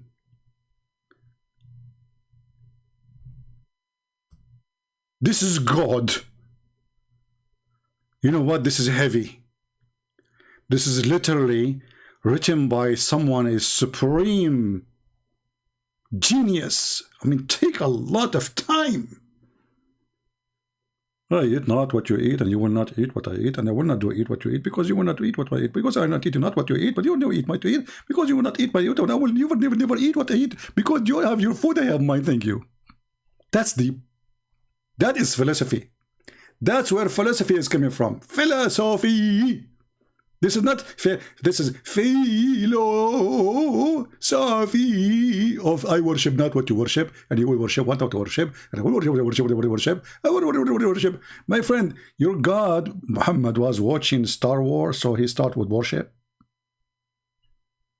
This is the verse you are quoting for me. Ibrahim, call me so we can laugh. And by the way, as you see, all of those he said to them, you will not worship what I worship, neither you will worship what I worship. All of them, they became Muslim, which is this chapter proving Muhammad to be a false prophet. Because he confirmed that they will never worship what he worship. Do you see why I say stupidity is amazing? No, Ibrahim is not missing. His wife, she forced him to go to the laundry room. She said to him, do you see, honey, what happened? Do you see, I told you, don't sit alone in front of the computer. Why you come to Christian Prince alone? You cannot. Honey, I posted 2 words and he made a story of it. Because he's a Christian Prince, don't you know? Don't do that. Actually, this is the reason you cannot have kids from me. Because simply it's not functioning like your prophet. Hey, by the way, Muslims, how many descendants Muhammad he have? I look in YouTube, he has millions, man. The king of Morocco claimed to be descendant. The king of Jordan claimed to be descendant. Saddam Hussein claimed to be descendant. Al-Qaddafi claimed to be descendant. George Bush claimed to be descendant. I mean, everybody claimed to be descendant of Muhammad. But Muhammad, he cannot have sex. Not even in the time of Rex. And we have reference. Why you say that Muhammad married 6 years old, while Mary, she was 12 years old, a proud Saudi? Are you proud Saudi or proud an idiot? Can you show me the reference that Mary, she was 12 years old? Secondly, Abdul, isn't your Quran say that Mary, she was a virgin? Are you saying your Quran is lying? Because as you see, that Mary, she gave birth as a virgin, so there's no husband. Look like your God. Allah is stupid. He forgot that Mary, she have a husband. But you are smarter than your God. You got the point there. Hey, Saudi, proud Saudi. I want to ask you, are you sure you are not Hindu? I know, it sounds like you are trying to make me say things to expose your prophet. You sound fishy for me.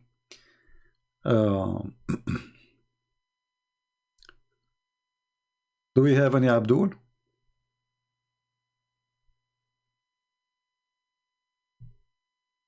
We have Ahmed here. Look how genius Ahmed is. Look, guys, the Muslims here in the chat, they are the one who can get you busted. Look at this. This is a thinker. Not thinker, the one you use for fishing. Thinker. You know, he think. When Muhammad and he think, there's something horrible will happen. So you think all your sins are justified because Jesus died? How stupid. Abdul, we don't believe in that. Who is the donkey he said that to you? It is you Muslims who believe if you touch the black stone, your sin is justified. It's you who believe in that. Let us go to the black stone touching. Hey, Abdul, Ahmad, when the last time you touched the black stone? Be honest with me. And where you touch her, huh? Ahmad, where you touch the black stone?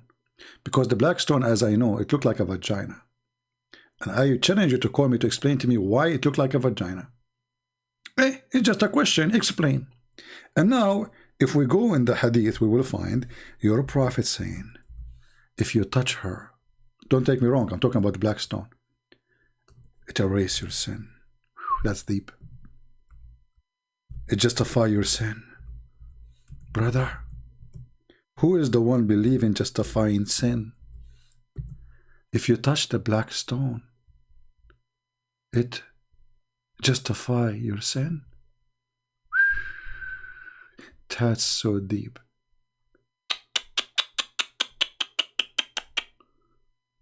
Look at this.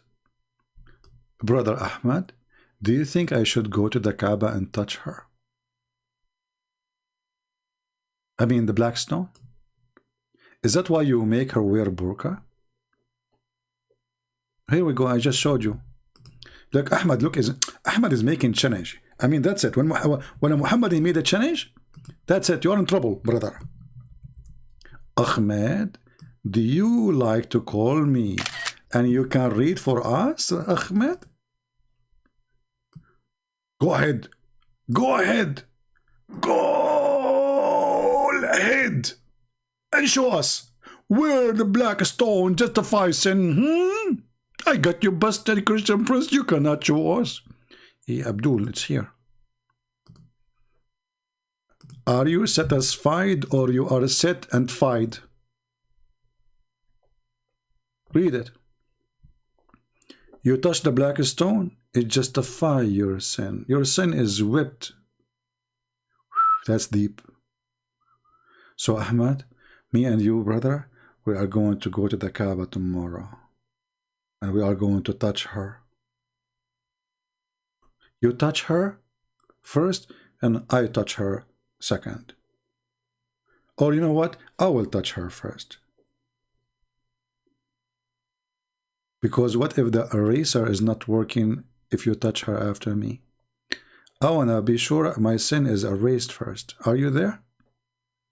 Who want to go with me and touch her first? I mean the black stone, which is in the shape of a vagina, alhamdulillah. Ahmed, is that your prophet saying so? Now they will say to you, this hadith is da'if. It's not da'if. And even da'if is accepted, by the way. There's two corners in the Kaaba. If you touch them, brother, it erases your sin. Not even justify it. Erase them. It's gone. It's like a shampoo. Do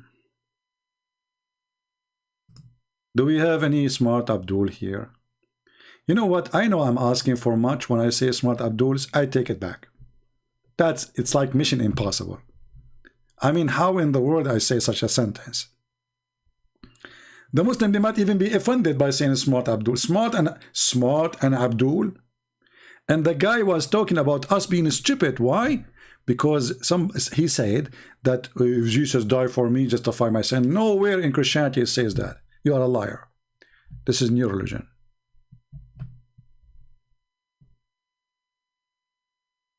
And you know what? Sooner or later I will touch her.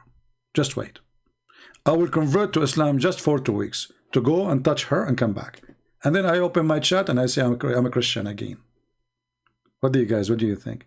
I make a video of Christian prince going to the Kaaba and he is touching her. And she's wearing a skirt, black skirt. I will put my hand under the Kaaba skirt.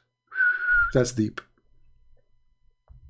Hey, by the way, Muslims, why the Kaaba is wearing a skirt? What is the reason? Who is behind this skirt thing? Is it true that the first one who made the Kaaba wear a skirt was a pagan? And you Muslims are doing what the pagan does? A house of God wearing a skirt? If there's anything under the skirt, I'm just curious. Or only skirt?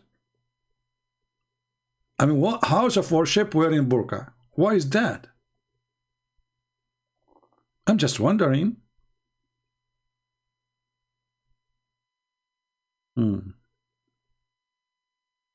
Look at them. And now after I hang up, they will say to you, this guy cannot refute this guy, and he cannot refute that guy, but none of your guys dare to call me. And the one who called me will leave Islam. Here we go. Ask Mr. Muhammad, who used to be duct tape. He is not duct tape no more. Okay, we have a Muslim maybe trying to call it. Let's see.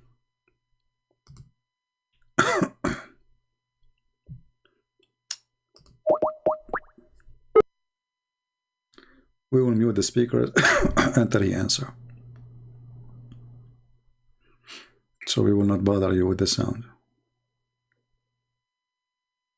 Answer, Abdul, answer. Hello? Here we go. He's playing the music for me. Rashid Muhammad playing rap music. That's deep. That's really deep.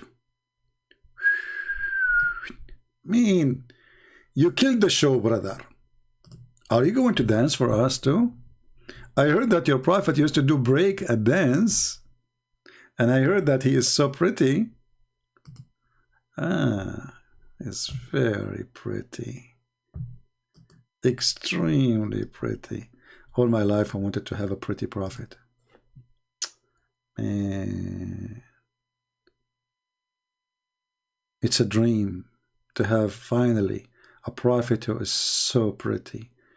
And by the way, the pretty prophet, when he wanted to join the beauty queen competition, he decided to take a shower. I love how the prophet of Allah, he take a shower. I literally just love it. Look at this. Look at this. The prophet performing wudu, which means washing himself, his body, in a well full of dead dogs and women blood from period and their rags and garbage thrown in it. Even the hadith says stinky stuff. The well is stinky. So Muhammad now he jumped in the shower and he is so happy. He grabbed the shampoo. Oh, this is dead meat of a dog. Oh, this is the tail. Ah, this is the testicle of the dog. Ah, this is his penis. Which mean, okay. And now Muhammad is washing his head. La ilaha illallah is talking about jerking off. MashaAllah. You are really a very, very, very, very, very good Muslim. Look at this. Let me show you. You see? Here we go.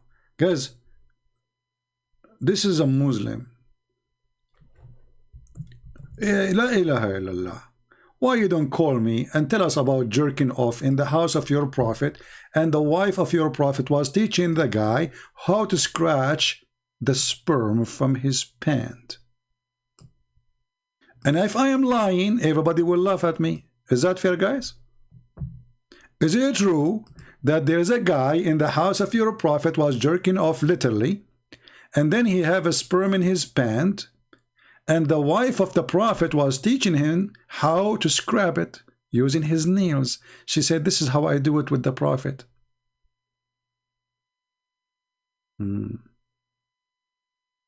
This is, thank you, you believe me. This is the beginning. You will get more. That's deep. Hey, la ilaha illallah. Say hello to Allah and tell him that he sent an idiot, a coward like you, who don't dare to call me. He is a brave text terrorist. This is the beginning. If this is the beginning, what is the end? And secondly, Abdul, we don't worship a cross. It is you who kiss a black stone and believe that a black stone erases your sin. Mean the stone erase sin? How is that? Black stone kissers? It's a stone. You ask a Muhammadan in the best intelligence, and this is after he drank camel urine, why you kiss the black stone? You remember the website we went to before? I don't know if anybody have the video. So we went to the Muslim website and we asked them. The website is like to convert people to Islam. So they have a chat. I asked them, hey brother, I have a question. Why the prophet he kissed the black stone? He said because it's holy. He waited like for 3 minutes to answer me. He was thinking, maybe asking for help to answer. And then I said, why it's holy? Then he took his time again and he said, because the prophet kissed it.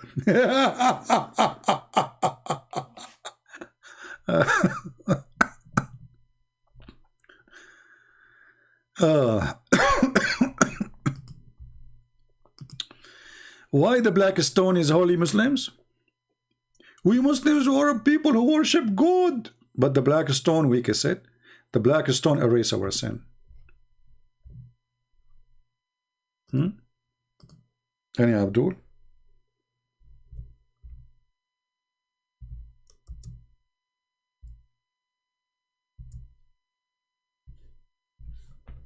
Any Muhammadan?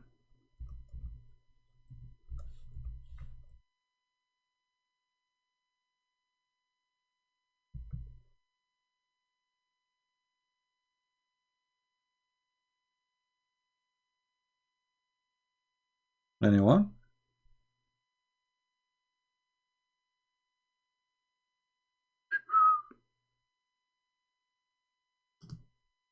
How brave Muhammadan are.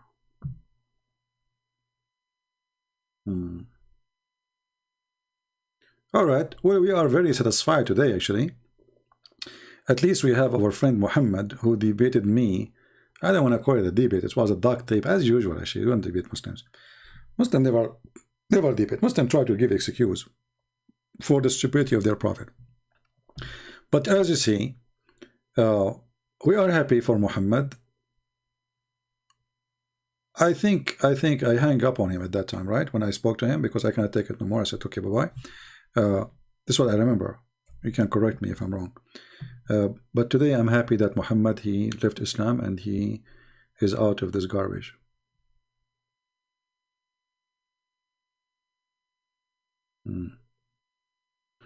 Any Muhammadan would like to call us? You know, when the Muslims, they say 1.5 billion. By the way, now they are saying 1.6. 2 weeks from now, they will say 2 billion. Just wait. But those numbers are very funny, because if there's 1.5 billion, why Islamic countries are not following Islam? You see, Islamic countries, they claim that they are following Islamic law, but nobody follows Islamic law. The president of Algeria, he go to the mosque. He say Prophet Muhammad is amazing. The king of Morocco, the king of Jordan, all of them. The president of Egypt, you name it. The president, prime minister of Pakistan, the president of Pakistan. You name it. But nobody want to follow Islam. Music is haram. Everybody listen to music. Movies is haram. Everybody watch movies, and not only movies, they watch special movies. You know what I'm talking about. Nobody want to follow Islam, because Islam, Islam, if it's not, Islam is not just a religion you believe. Islam is a government. So when the Muslim refuse to have an Islamic government, that means they are refusing to have Islam. As simple as that. So they have, right now we have 0 Islamic state. The only Islamic state was exists is the state of ISIS. This is what it's called, Islamic State. And the Muslim themselves, they fought it because everybody hates Islam.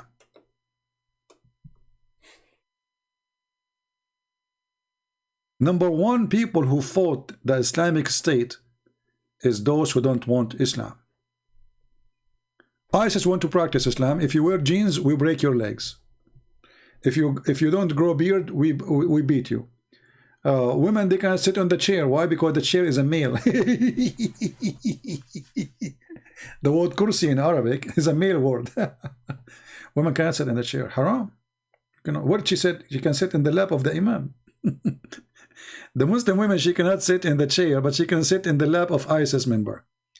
If you are a Christian, your Christmas in 5 days, why you hate for others? My friend, who said I hate? Here we go, our friend here, Muhammad, he called us just 2 weeks ago, and now he left Islam, and soon I hope he will become a Christian. So if we hate Muslims, then we will not say love them, and we will not stay here to help you after all what you do to us. I don't hate Muslims, I will never hate them. If I say that you are stupid, I don't hate you. You said something stupid, you are stupid, what I can do. But doesn't mean I hate you. I feel sorry for you. And as long as you are talking about hate, Mr. Ibrahim, this is your stupid Quran saying that Allah, He spread hatred in our heart until the day of judgment. So if you are against hate, you should be against the Quran. And you should blame the Quran because your stupid Quran is the one who is the vendor of hate. Here we go. This is the stupid Quran of Muhammad. Chapter 5, verse number 14 says, those who call themselves Christians, we took a covenant from them, forgot good part of it. So what we do? So we string them with enmity and hatred. So here we go. I have 5 days for Christmas, as you said, and Allah is to provide me with hatred, brother. Brother. Maoizi saying Christmas is pagan. My friend, everything is pagan these days, including you. Look at you, you have a picture. Isn't it haram in Islam to have a picture? You are a pagan. They are so deep, but they cannot answer anything about the religion. Christmas is pagan. Why it's pagan? You see, do you know what? Do you know even those people knows what pagan mean? Pagan, if you are worshipping something, is not alive. This is paganism. So, do we worship trees? No. Do we worship Santa Claus? No. So how a Christmas is pagan when this is the day of a Christ?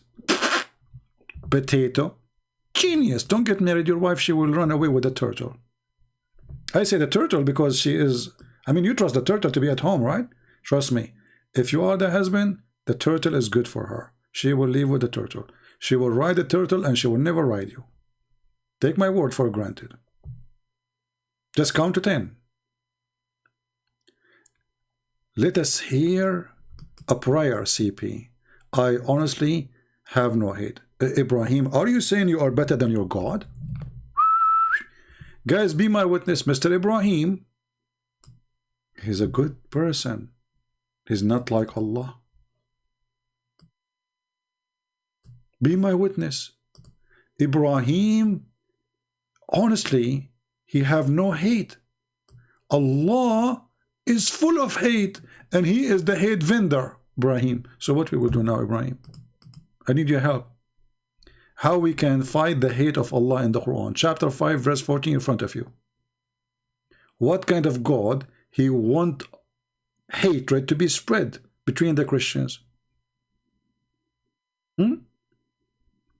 According to the Quran, we are the victims of your God hatred.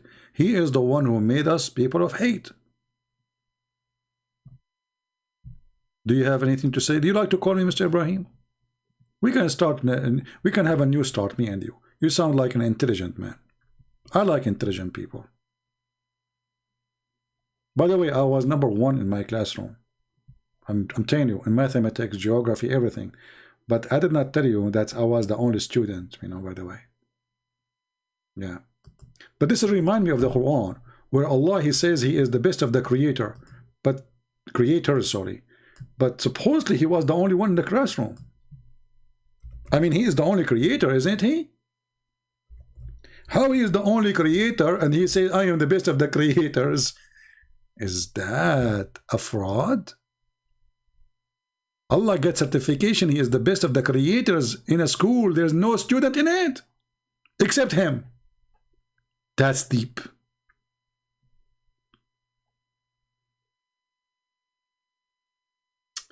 Christmas is announced by the father of the church, not in the Bible. That's not true. Isn't it the Bible says that stars fell from heaven? Kings came to Jesus. So Christmas celebrated in that day, my friend. Don't make things up. It's in the Bible. Sky celebrated Jesus' birth. So who in the world want to say that Christmas is not in the Bible? Watch your mouth before you say things, my friend. Many Christians, they say things they don't know what they are saying. They don't think.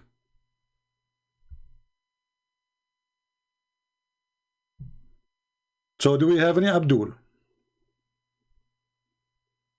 Actually, yeah, I was the best to Karina. She is, by the way, Karina, she was the principal of the school.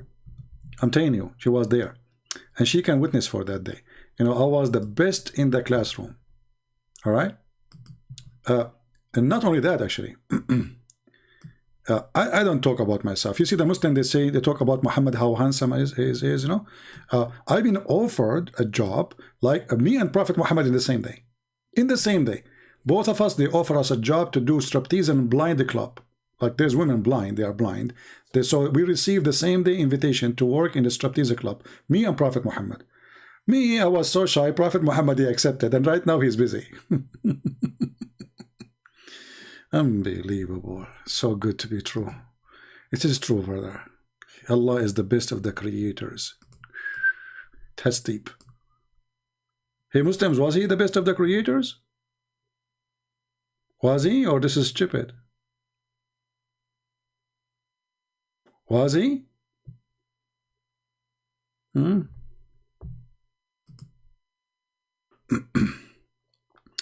Mauzi, the day of the birth of the Christmas is not in the Bible. We don't care really for the day of the birth, because let me tell you something.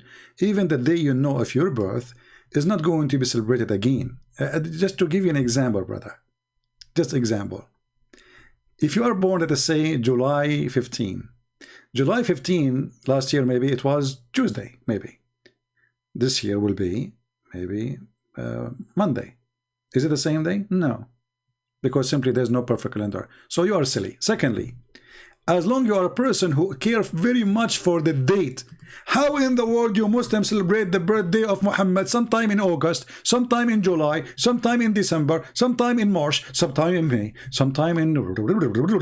I mean, Muslims, they care very much for the date, brother. Oh, brother. When the birthday of Muhammad, brother?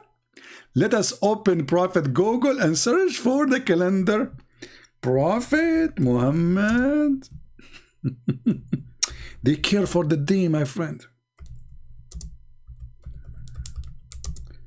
They care very much.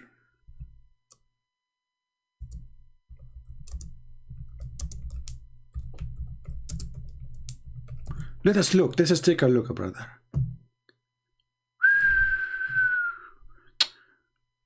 How come it's not the day, brother? The day is not mentioned, brother. Okay. Let us see the Muslim calendar. Hold on.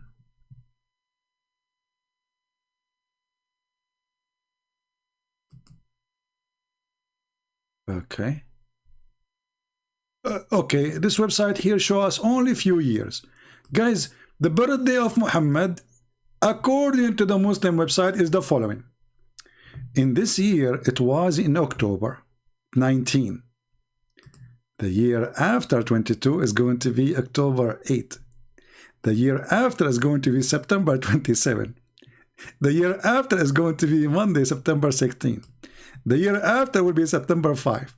The year after will be August 26. And it keep going. August, July, June, you name it. And the Muslims, they say this is not true. This is not the true birth of Jesus.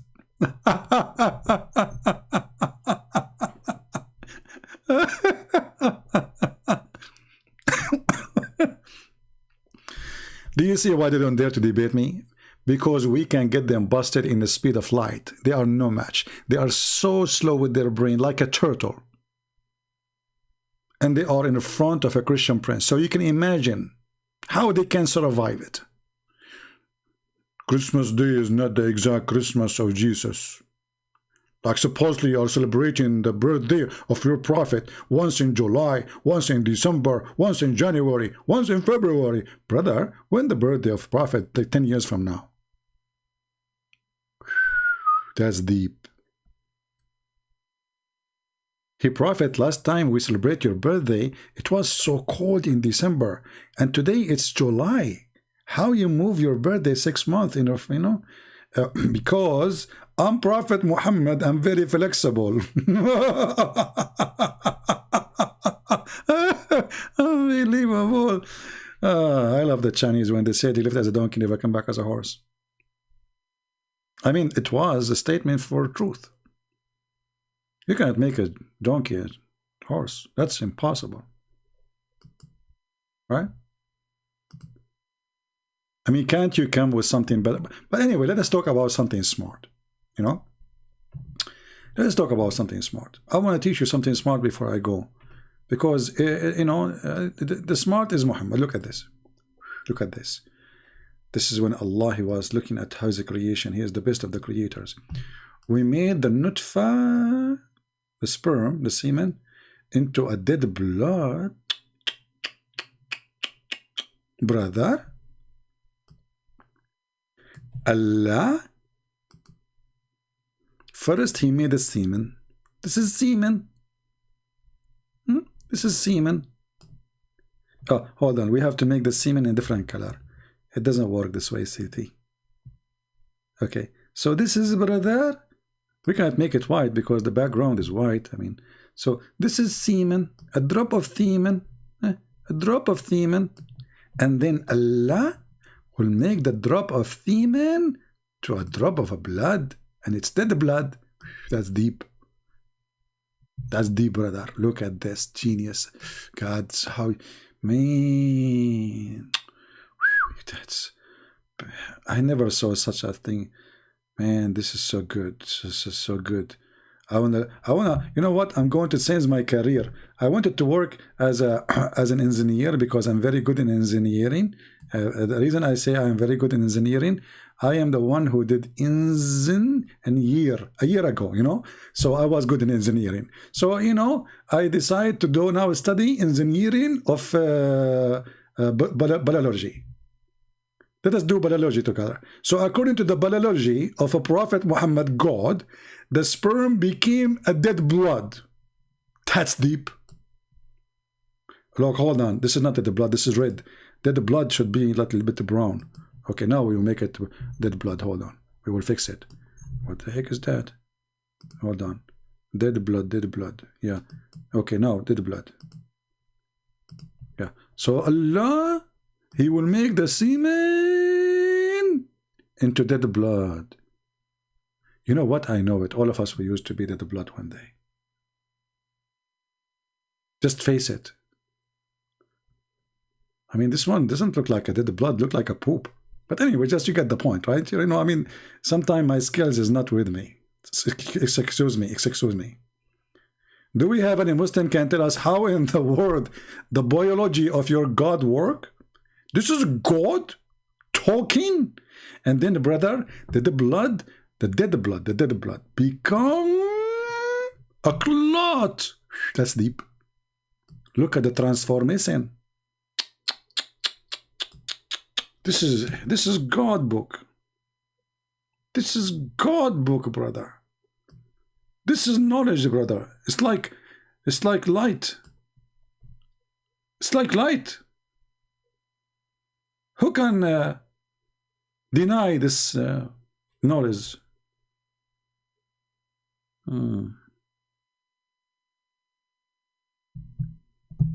And Abdul. And then he is the best of the creators. Look how he proved it too, by signature. Allah said, and I am the best of the creator. That's it. If Allah said so, who cares? I mean, that's it. Hey, Allah, did you have a degree? Yes, I am the best of the creators. Where you get this degree? I am the one who signed it. Oh boy. Do we have any brave Muslim would like to call us? Muslim will say out of context. Everything is out of context. Even when your wife, she say, I love you, my friend. Most likely she love your credit card. Out of context. I like this one out of out of context. I love it. Okay. Even this one is out of context. I mean, this one is out of context for what? He made the sperm into dead blood. Even this one is out of context? Like, what the heck? Oh boy. Amen. Christmas is coming, and now your wives will love you very much for your credit card. So take my advice. Hide it. Okay? Hide it. Just kill it, you know? Let me tell you an advice. For me, I always forget my credit card wherever I go. I just forget, you know, I forgot my credit card. I learned from Prophet Muhammad how to play those games. Do we have any Muslim?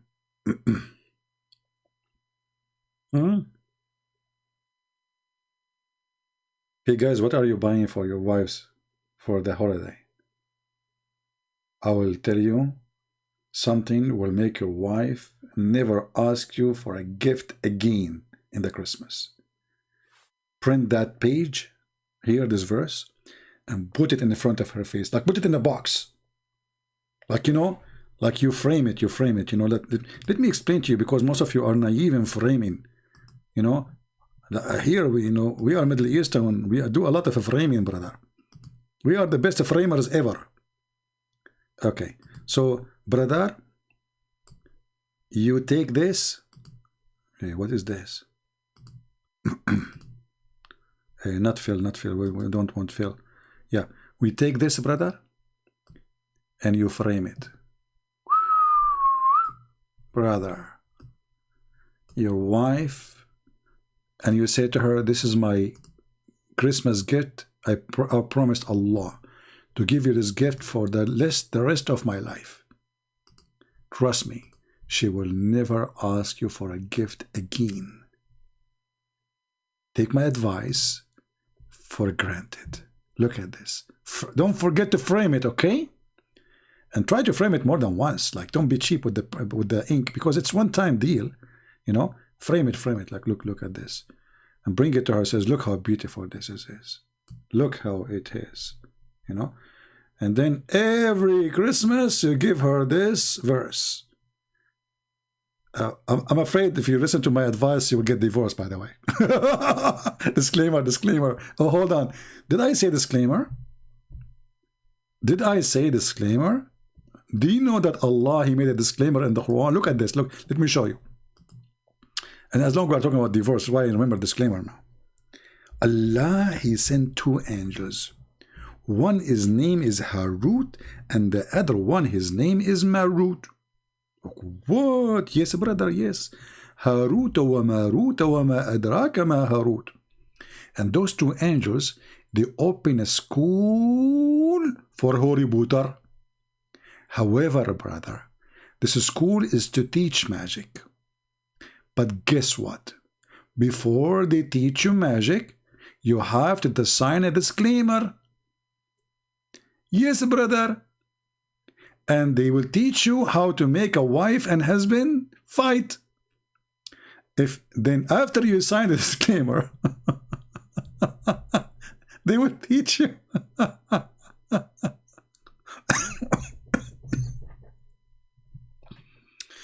I want to know, who is the genius who come behind those verses, Abdul? This is God talking. He opened a Harry Potter school and he make you sign a disclaimer before he teach you Harry Potter. Look at this. I'm getting dizzy here. So, but the evil ones is teaching magic. Ooh. Jagawoon, jagawoo. Magic for you. And such a thing come down in the Babylon to the angels Harut and Marut. Takatut, takatut, takatut. But neither of those taught anyone such a thing without saying, we are only a trial. Disclaimer, disclaimer. So don't do blasphemy. They learn from them the mean to sow discord between a man and the wife. That's deep. God who opened Harry Potter school, and look how noble the purpose of this school, to make the husband and the wife fight. Who opened the school? Allah. Muslims, Allah is fixing the society.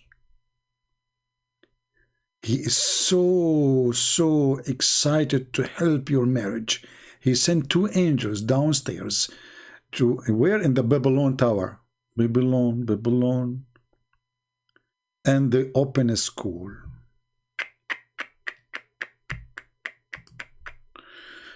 Can you show us, please, the verse where it says a man are able to be pregnant? There's no verse. This is a hadith. Muhammad, he said, إذا اشتهى المسلم الولد في الجنة. This is deep. If Abdul, he wished to have a baby in heaven, he will carry it and he will deliver it in within an hour.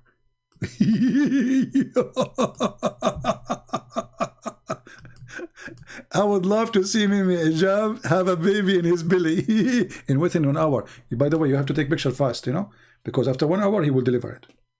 The question is driving me crazy about this. The Muslim will deliver the baby from where exactly? Muslims?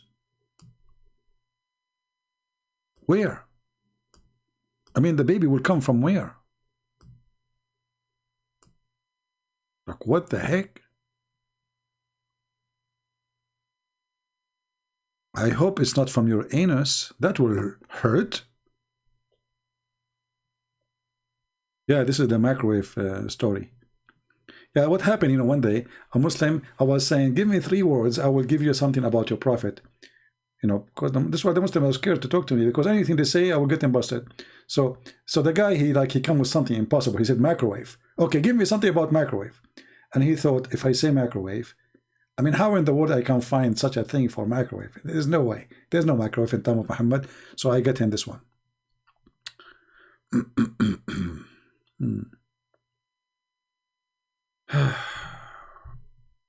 Do we have any Abdul?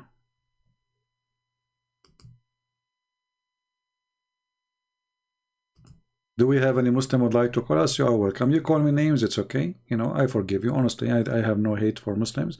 We love them. We would like to help them. But Islam is a scam, as you say. What is this? What is this? The God of tits. Brothers and sisters. Oh, sorry, forget about sisters. If you believe in Allah, Allah will give you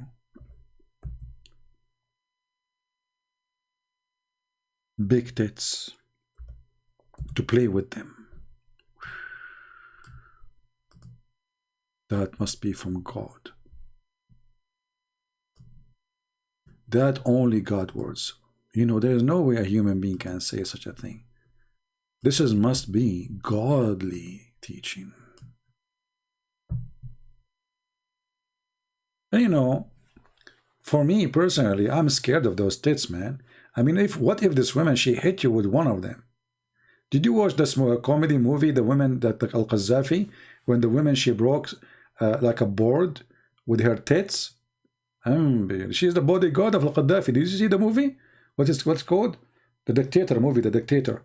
The bodyguard of Al-Qaddafi, she have big tits. She hold her tit and she hit the board and she broke it.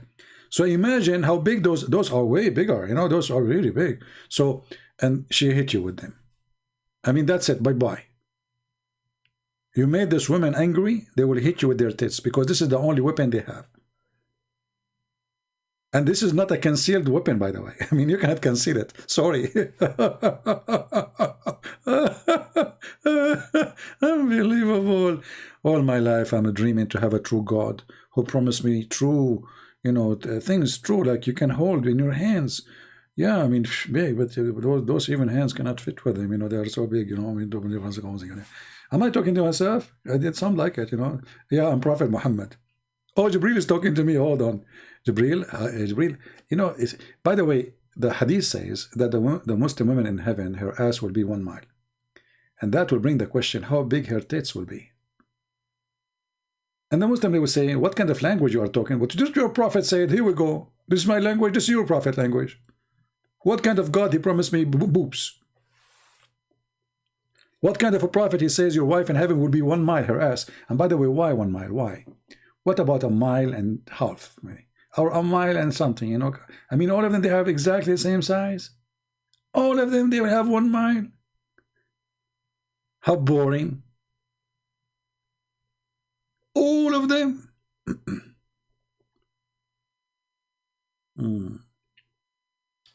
God will fill the heart of all those who follow Jesus with compassion. That's deep. My friend, hold on, Muslim. Why you don't call me and I will let you read for me chapter 57? Is that fair, guys?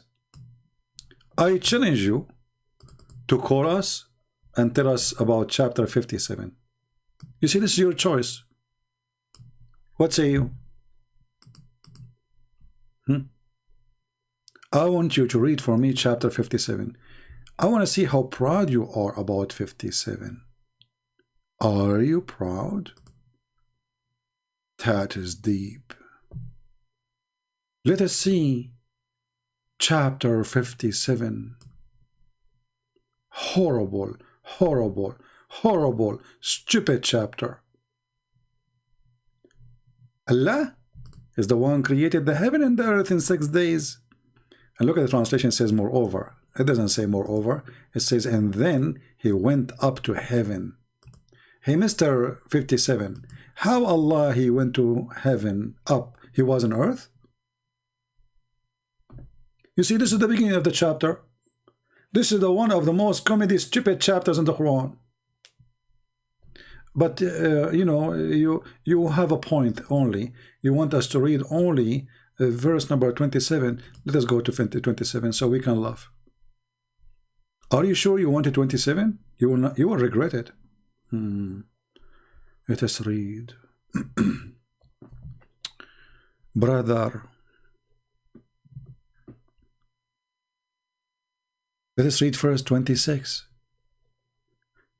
Indeed, we send Noah and Abraham and place in their offspring the prophethood. Okay. Okay. And then, after them, we send our messengers and we send Isa. Hey, Abdul, who is Isa? You said in your chat, Jesus. There's nowhere in the Quran the word Jesus is mentioned. Not the Hebrew name, not the Arabic name. We do not know who is Isa. Who is Isa? I challenge any Muslim to tell me where this name is coming from. I don't know. Secondly, the son of Maryam, and we gave him the Injil. Hoka Abdul.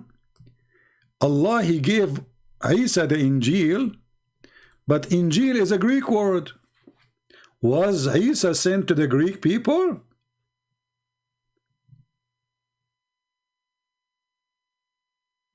Any Abdul?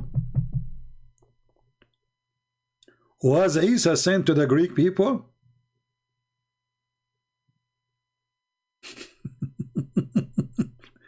Isn't it the Quran says we send to every nation, from the nation, in the tongue of the nation, a book? So if Jesus was sent with a book, it's called Injil, that means Jesus was born between the Greek people. He was born maybe in Thessaloniki. Jesus in the Quran, he was a Greek person. You know what? I'm so glad that the Quran did not choose the word calamari. But I will not be surprised if Muhammad heard the word calamari, he will put it there. Hey Muslim, what the word Injil mean? Not a single Muslim he knew, including their prophet. Because he's a thief. He heard the Christians saying Injil, he put Injil on the Quran. And Abdul? And then he continues saying, and we put in the heart of those who follow him mercy and compassion. Okay, hold on. So how we can compare between this one and this one, brother? Allah, he put compassion in the heart of those who follow Jesus? What is this then? Injil is a Greek word, is not an Aramaic. Yes, is a Greek. It take you 2 seconds, search it in Google, you will find the answer. Injil is a Greek? Really? Like he's surprised, like what? He should be an actor. Any Abdul? My friend, the one who put mercy in our heart is Jesus, is not your filthy God. Because if your God have a mercy, he put it in the Christian, he should put it in the Muslims. Not killing, chopping heads, chopping hands, riding your neighbors, suicide bombing. So if Allah is the one who put mercy in our heart, then how come he did not put mercy in your heart?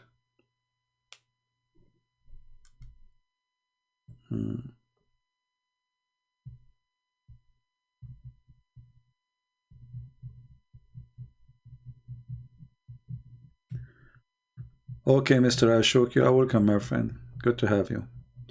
Do we have any Abdul would like to dare to call me?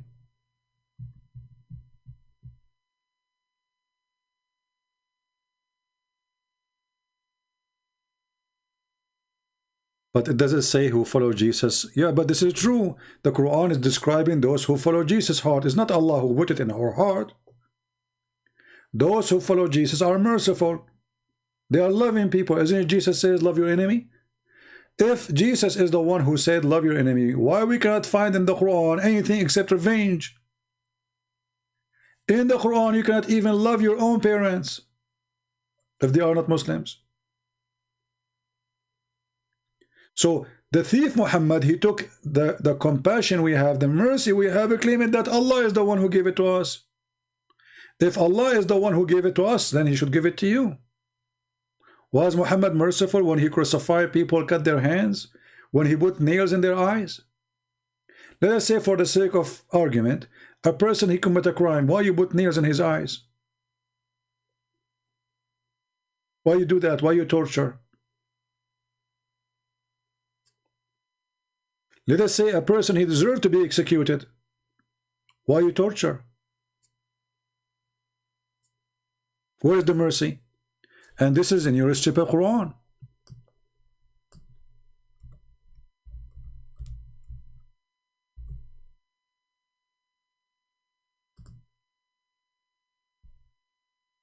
Where is the mercy, God? There's a story of a person, he stole. He stole an egg or something like that. Muhammad, he told them, execute him right away. They said, Prophet, he just stole, he did not kill. The punishment of stealing is cut his hand or his foot.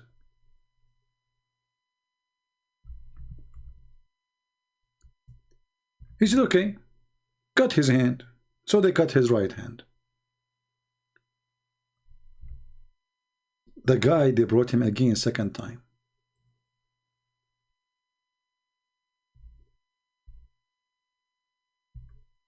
They said, Prophet, he stole again.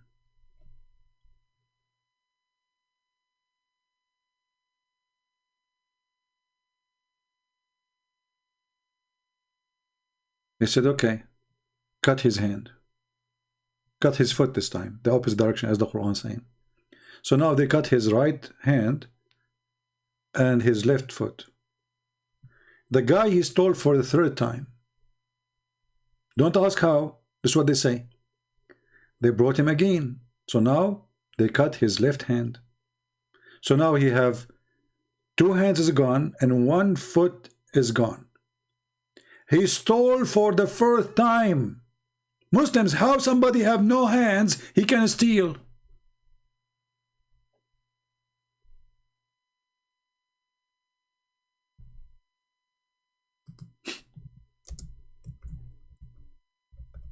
You see the merciful prophet? He keep cutting hands of the person until he have no hands and no feet.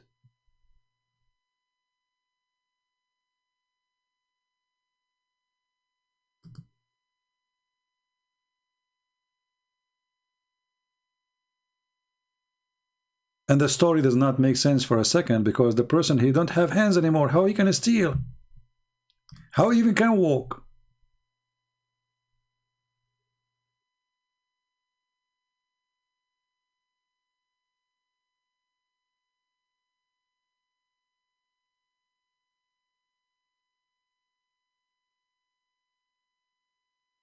When we say Islam is just a stupid religion, we mean it. And you know, if a person, he's a thief, and you cut his hand, and then you cut the other hand, just for stealing an egg, by the way, egg and more. How come you did not cut the tongue of Muhammad, the penis of Muhammad? Because every part of his body was a thief body part. He kidnapped women from their husband. He took their animals. He took their land. He took their jewelry. He took their money. And you go after a person, he stole an egg?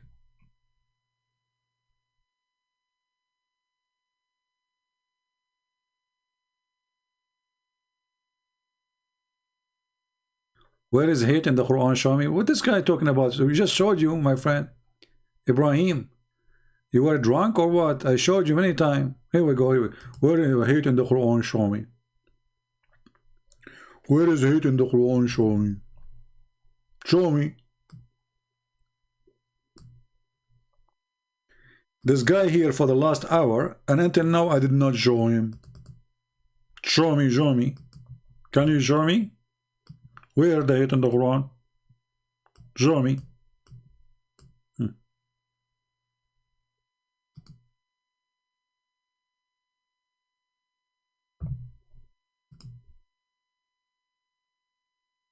Okay, guys, all those who follow Jesus will be superior.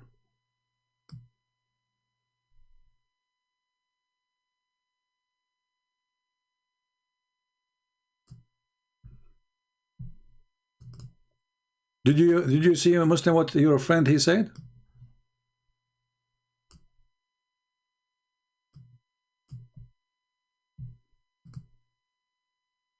All those who follow Jesus will be superior. Okay. But how you can follow Jesus if you're Muslim, you claim that the book of Jesus is gone? How stupid is that? Secondly, the Quran confirms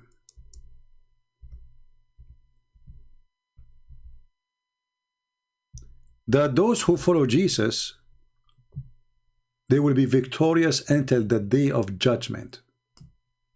That means Islam does not exist. Because according to you, there's not a single Christian right now. He's following Jesus. Because the Bible is corrupted according to those YouTubers. But look what the Quran says. Christianity is preserved until the day of judgment. From the time of Jesus until the coming back of Jesus, Christianity never changed. You see how your stupid Quran refute you? And not to forget to mention, verse number 54 before this verse, it says, وَمَكَرُوا وَمَكَرَ اللَّهُ وَاللَّهُ خَيْرُ الْمَاكِرِينَ. They deceived, and Allah deceived, but Allah is the best of the deceivers. Change the translator, you will find totally different translation. Because this is the book of falafel. They lie in translation.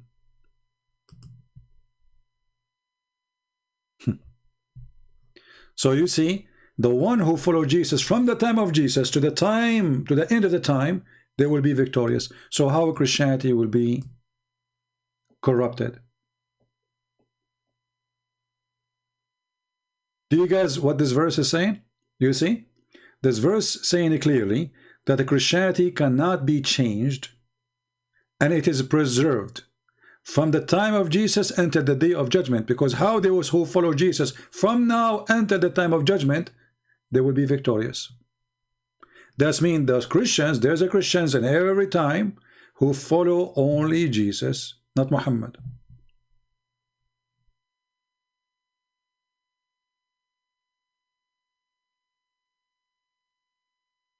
And not to forget to mention here, the Quran saying, just to show you the stupidity of this book, you see when the Muslims translate, they are officially, they have no dignity. Look, Lord Jesus, I'm gathering thee. What do you mean gathering thee? Allah is gathering Jesus. Why? He was like a dry bread. He was pieces. Gathering thee. What gathering thee mean? In Arabic it says mutawaffika. Mutawaffika mean I'm going to cause your death. The false translation saying I'm gathering thee. Like what the heck? Change the translator, you will find totally different meaning, different words. Gathering thee. Look, we just changed the translation. Look in here. Gathering thee is terminated by I terminate your life. And look, guys, do you see what happened here in this verse? This verse destroys Islam again, because Jesus should die before he will be taken up to heaven, not after. Do you see it? This is the Muslim translation, not my translation. I'm terminating your life and then raising you up to me. So Jesus, the Muslim, they claim that Jesus never died. Allah took him to heaven and he was still alive since then. The Quran say different. Stupid Muhammad. That's why we say he left as a donkey, never come back as a horse.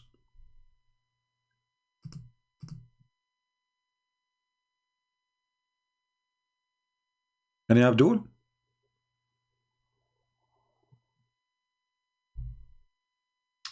You are an atheist? A Merry Christmas, my friend. I'm always very friendly to atheists. By the way, once I debated an atheist, I lost a debate. I don't know if I told you that.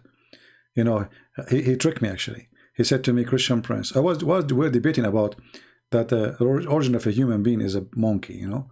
And by the way, you know, Middle East, we're very hairy, you know. I mean, they got a point there. Like once they kicked me out from the swimming pool because they thought I'm wearing a coat or something. They don't know that this is our hair. Hello. Anyway, so the atheist, he tricked me. And he said to me, Christian Prince, he want to prove to me that we are monkeys. So he said, Christian Prince, do you like banana? You know, I was not thinking about it. You know, I said, yeah. I said, see, I get you busted. Now we prove that the origin of a human being is a monkey. So I like atheists, to be honest with you. Welcome, my atheist friend. Merry Christmas. But don't ask me the same question about banana, please. It brings a bad memory about this atheist who won the debate by asking me, do you like banana? I will never say again live on air, I like banana. Yeah, the USA passed Islamic blasphemy law bill, not blasphemy bill, it's Islamophobia bill. Islamophobia. Islamophobia, but international, I don't know what does that mean. Stupid Democrat. This is why, if you are a Christian, you should not ever vote for Democrat. This is a party from hell. Literally. No matter what they do, whatever they touch, they turn into dust. Any of you doing shopping for food these days? Look what Joe Biden, he did to us. So nice. Amazing president. Not like Trump. The price of gas is twice more. the price of food is 6 times more. You know, the inflation is 21%. Imagine if you have $100,000 in the bank, you lost $21,000.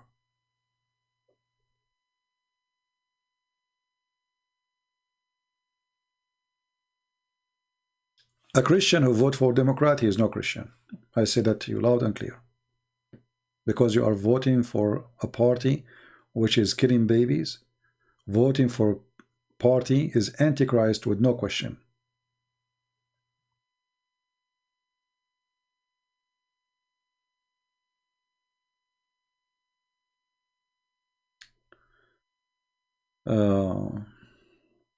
Anyway, not our topic.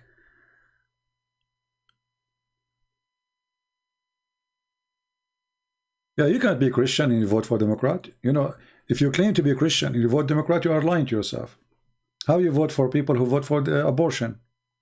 I mean, everything they stand for is against Christianity. Everything. They support Islam. They support Muhammad. They just made a law to encounter Islamophobia international. They want to protect Islam. This is the Democrat. International. What does that mean?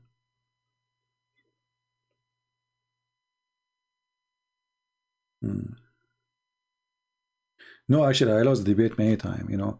Like once, I was debating myself. That was very hard. And then, like I said to myself, like I asked myself a very hard question, you know. And the question was, who is the father of Muhammad? You know. So I felt like there's birds around my head, you know, first, like. And after like birds, they went like 27 hours, you know, because at that time, the day was 27 hours, not like now. Now, you know, after tax, you know, to 24. Thanks to Biden. So anyway, the bird, they were going around my head and like I got dizzy and I faint, you know. So I lost, like I could not answer the question, who is the father of Muhammad? Because he was born 4 years after his father's death. I want any Muslim to tell me until now, I'm trying to find out how in the world this guy was born 4 years after his father's death. That's a miracle. You know. That's why the Muslims, if you go to their website, they will say, it will say to you that a woman, she can carry a child for unlimited time. Now depend on the sect, you know. But they start with 2 years and then 3 years, 4 years, 5 years, 6 years. Look at this, you know, you don't speak Arabic, so I'm going to use Google Translation. This is an official Islamic website. This is not, you know, this is not a joke. This is official. So the question here, how long a woman she can be waiting for her child? Translate to English. How long she can stay like this? How long? Listen to the answer. Assalamu alaikum, alhamdulillah, bismillah, alhamdulillah, okay? Now it says here, the maximum period of pregnancy was 1 year, which is a view of Muhammad ibn Hakam, but this one is no one. 2 years in the Hanafi, those are the sect, Islamic sect. 2 years for the Hanafi. 3 years of Abu Layth ibn Sa'd, but this one is no one, no problem. We focus on the sect. Hanafi is a big sect. The Muslim sect is 4. This is one of them. Then Hanbali, Shafi'i and Hanbali, and the most popular view, they believe that it can be up to 4 years. And then the list continue. And according to Imam Malik, it can be 5 years. Man. And then according to Al-Zuhri and Malik, 6 years. We are getting deep now. And then according to the authority of etc., etc., it is 7 years. And according to the rest of the scholars, there's no limit.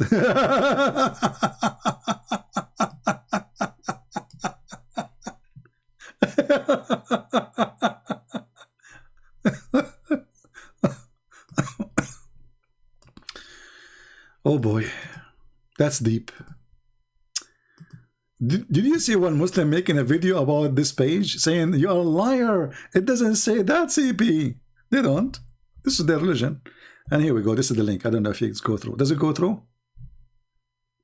Was I able to post the link?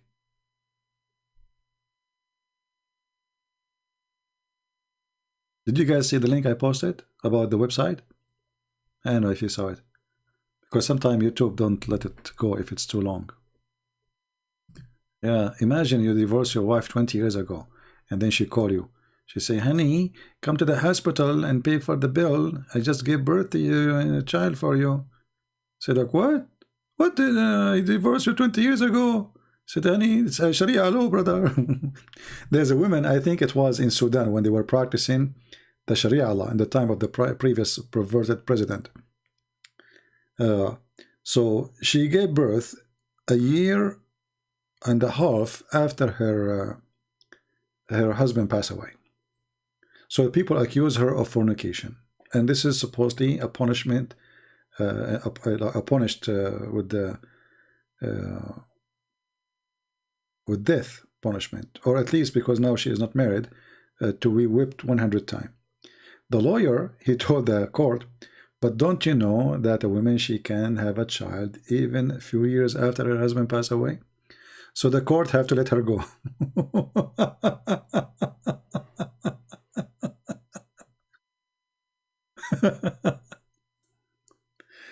Oh boy. Yeah, you know what? Maybe the women, they hide the sperm there. I think they have shelves inside them. Like women, when they marry you, you know, they think about the future. Okay, now sooner or later he will divorce me, especially when his credit card is empty. I will divorce him, you know. So what I will do now? So what she would do when you sleep with the wife, she hide your sperm inside her. They have like little holes there and there, you know, shelves, you know, like secret place, dark places. She put it there in a cold place. It's cold, it's dark inside, you know, cold, very cold. So she put it there and she put ice. This is why you see women, they keep asking, I want to eat ice cream. I want to eat ice cream. For you, you think they are eating ice cream because they like it? No, it's not the reason. They want ice cream to ice the sperm from you, so they can save it for 20 years after. And yeah, but this is a true story. So, so you know, you sleep with your wife, then she asks you to buy ice cream. She ate ice cream, and then she ice it. You know, like it's encased, you know, like inside the ice cream, and the sperm will stay healthy because it's ice cream. Specific, there's chocolate to that. You know, you know. I have my friend, like, you know, like I have two cousins actually. One of them was like his skin is darker, and the other one he is white.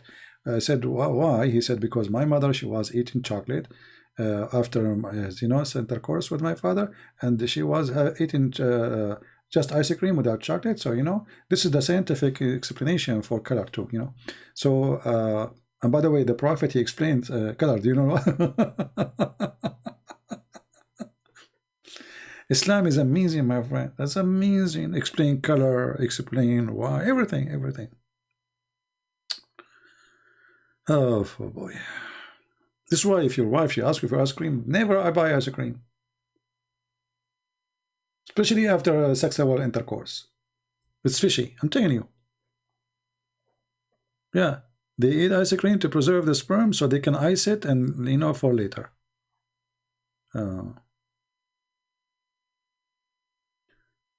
Do we have any Abdul?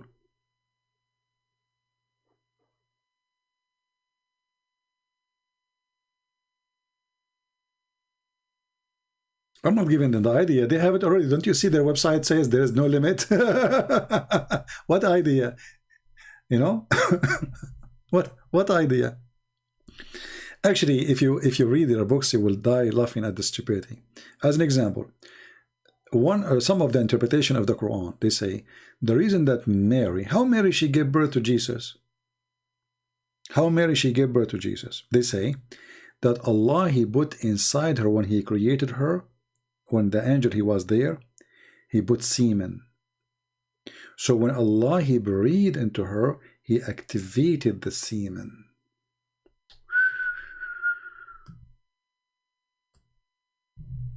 That's deep. Who can fight that? Nobody.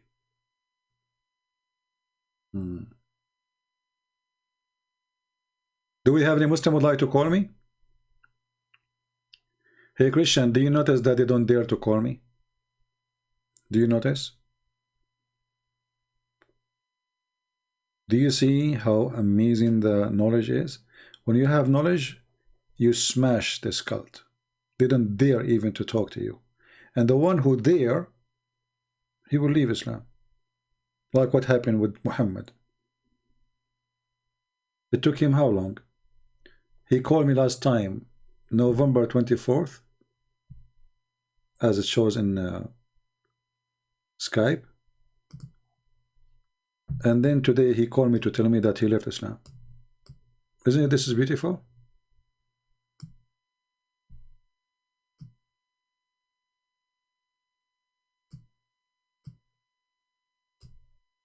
The one who called, he will leave it. And those who claim they can refute me, lie number 1, lie number 2, lie number 7, lie number 1200, yet they don't dare to call me once to tell me one lie. Just one.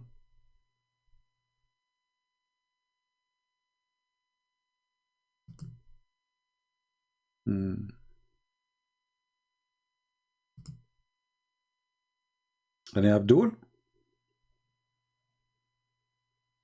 But you know, at the end of the day, Muslims call us or not, I'm happy to see Christians learning a lot. We, you know, I'm not exaggerating, I say, this is the best school to teach Christians how to get Islam busted. Not how to refute only, how to get Islam busted. In every live season we do nothing but we bust their lies with no mercy. And the same lies they bring to me, they will bring to you. Right? So, you know, like when I started doing what I'm doing, there was very little knowledge about this garbage, which is called Islam. But now, thank God, we were able to spread a lot of, you know, I mean, my book's translated almost to every language in the world. You know, we have few languages left, major languages. We have my books in Indonesian, Russian, Malaysia, Albanian, Croatian, German, French, English. I mean, you name it. You know, there's what I don't know what is left. And we have the book in Persian. Soon I will publish too, which means even Persian people, Afghani people, they can read my books. And this one I will give it for free too. So what was before is not exist no more. My books alone is enough to destroy any claim about this garbage. It's called Islam. But in the same time, what we did here by doing this live broadcast, we teach you the skills how to corner liars. Because remember, when you debate Muhammadan, you are not debating them. There's no debate in the debate. It's like chasing a professional liar. You see, normally, when you debate somebody about his belief, he will tell you his belief. That will be easy. I tell you my belief, you tell me your belief. But Muslims don't do that. Muslims, they deny their belief in order to make a point. And one of the biggest proof, you know, remember when Mimi, he was debating with this David Wood, you know, whatever he says to him, he denied it. He just denied it. He don't say it, you know, he denied it. And David, because he don't have the skills to corner him, there was no debate. It was a mockery. So you need to remember that when you debate with them, you are not debating. You are chasing a liar. And the skills of debating a Muslim is not the skills of debating as much. It is the skills how to get him busted with his lies.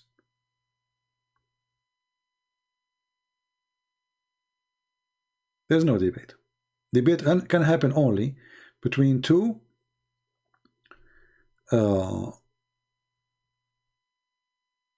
decent people who say their belief.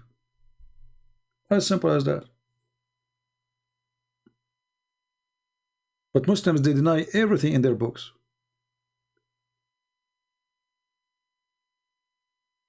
When the Quran says the sun set in murky water, the Muslim says, no, It doesn't say that. This is how he saw it, but the Quran never say that. The Quran did not say it appeared to him. Can't Allah add the word it appeared to him? And you know what? How stupid it is to even to say that word. So in order to protect their cult, they have to lie.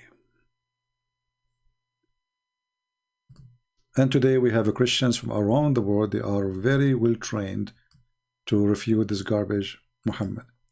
Now, for sure, not everybody have the skills of debating, because debate is not something just by having knowledge you can do it. You know, you have to be a very fast thinking person, and you have to have a very sharp memory and sharp. Let us say you have to connect the dots so fast, because the guy just talking to you, this is live, and we do not know even the topic. You see, this is why usually people, when they want to say a debate, what they do, they say we will debate about this topic and this topic only, right? So both of them, they go and print like 1,000 lines from the internet, put it in front of them in the computer, and this is a debate. This is not a debate. Debate is you don't know what you will tell me, and I do not know what you don't know what I will tell you. That is really a debate between people who have knowledge. People who ask for a topic in advance of a month. Anyone can go print from the internet 1,000 questions, 1,000 answer, and he go for such a debate, right? But a true debate is the one, call me, don't tell me the question. I mean, have you ever heard you go to an exam and the teacher, he tell you that the questions and the answers before you go? So this is what they do when they say, we are going to choose a topic. A true debate should not have a topic. The topic is Islam. That's it. It's not jihad, it's not, it's a topic is Islam. You don't know what you will say to me, I do not know what you will say to me. Right?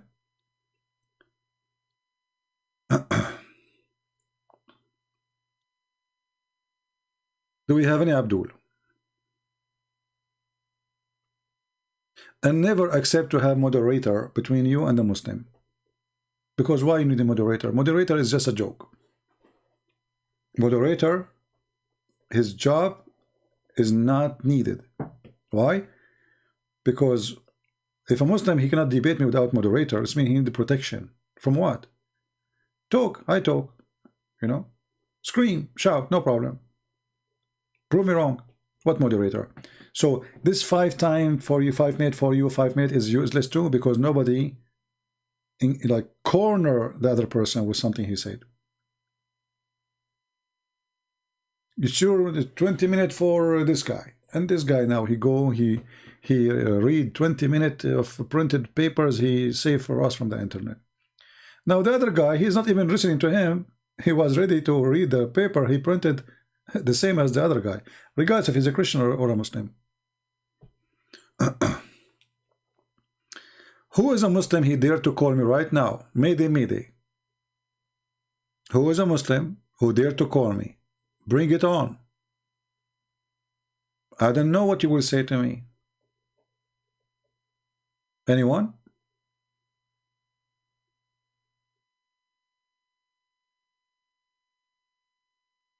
We do not need a moderator to favor any corner. You know, the moderator, there is no need for it. You know, I will give you an example. Like when David Wood, he brought a guy, his name is Sheikh Othman. Sheikh Othman, don't forget his name. But not Osman, the fat boy, other one. And then supposedly he would debate with Sam Shamoun. What David would he do? He gave the microphone for this guy, 20 minutes, 15 minutes for you, right?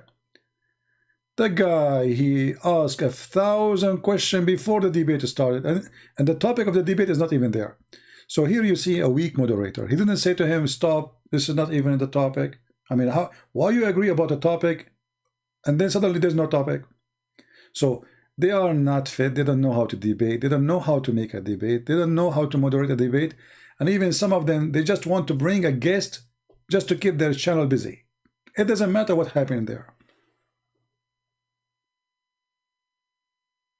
And then 15, 20 minutes for this guy, he make a million accusation for the Bible, and now they give the mic to Sam Shamoun. So now Sam Shamoun, everything was in his head is gone, because now he have to answer all those 20,000 accusations. It doesn't work this way.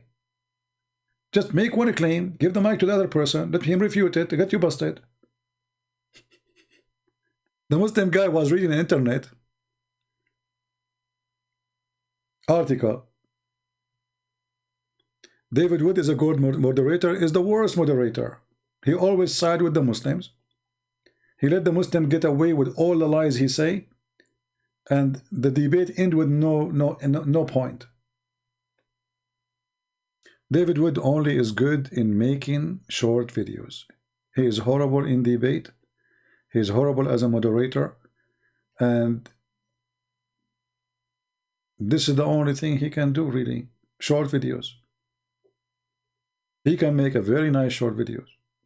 Debate? No. I cannot make a short video. He can. You know, for me, short video is like an hour or so, you know. And the reason I cannot make a short video, because if I start talking about a topic, I have to cover it with all, let us say, reference, which will cover every possible question later. So I don't leave you with the questions later to think about it. I just give you all the answers.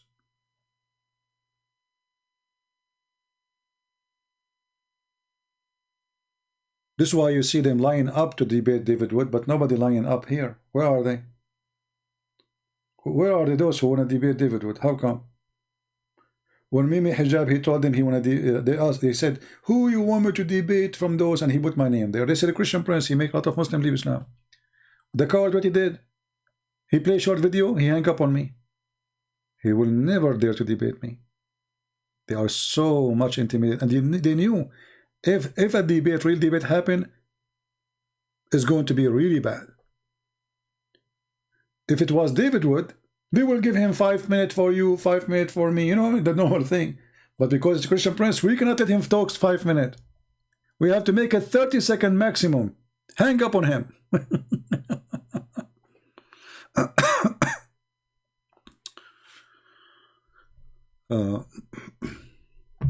Yeah, there's nothing. It's called halal food. Halal food is a lie. It's not exist, because the food of the Christians and the Jews, even pork is not forbidden. But as long the food of the Christians and the Jews is lawful for Muslims, then the halal food is a lie. You see, even the Quran says, if you are hungry, you can eat even pork.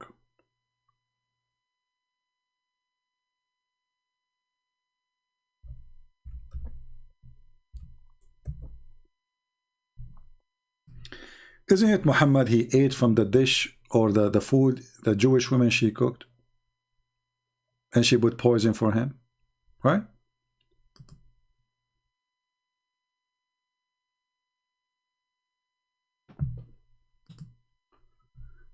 Do we have any Muhammadan? It's not about debate correctly.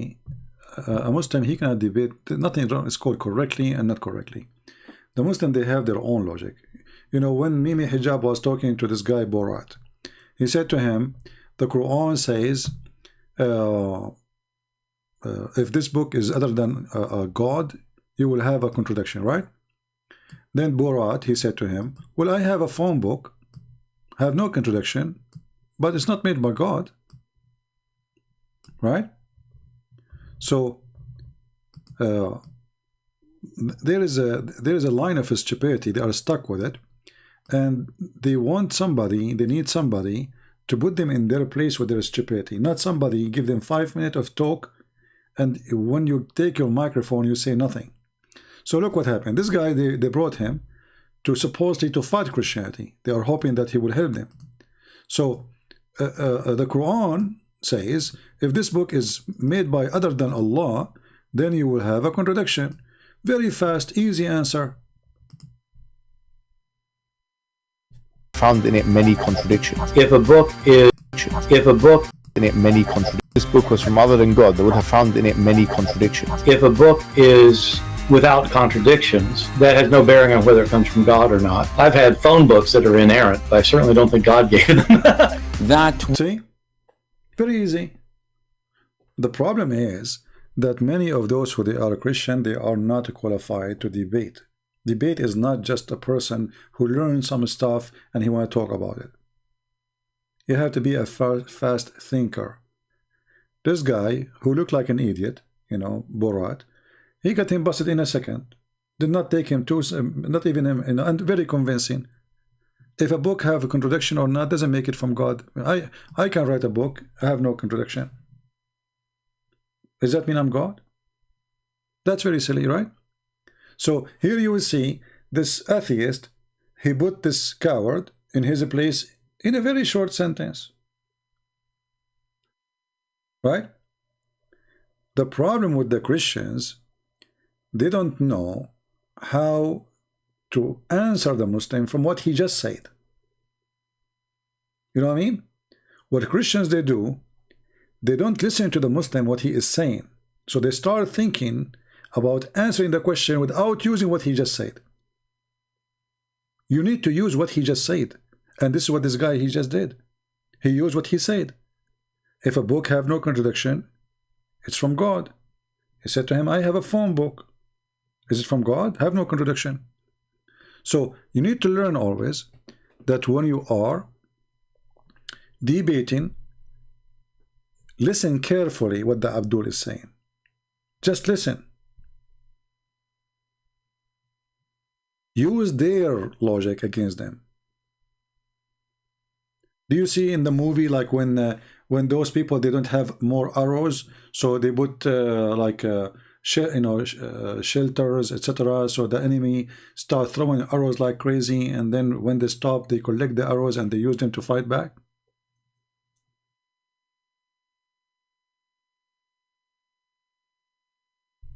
This is what you need to do.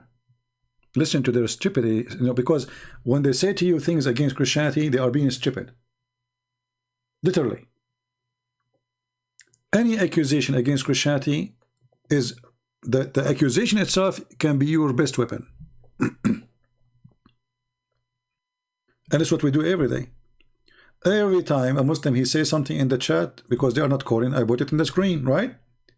And suddenly what was accusation became a joke against Islam, right?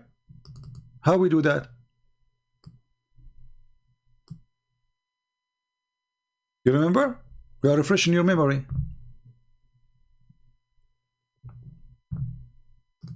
It is their accusation what help us to make Muslims leave Islam. What the Christians they do, they don't listen to the Muslim accusation. And they start finding their own reasoning. It doesn't work. Use their reasoning. When a Muslim he says to me, if Jesus is Son of God, if Jesus is Son of God, then his Father should save him. I'm listening. Listen carefully.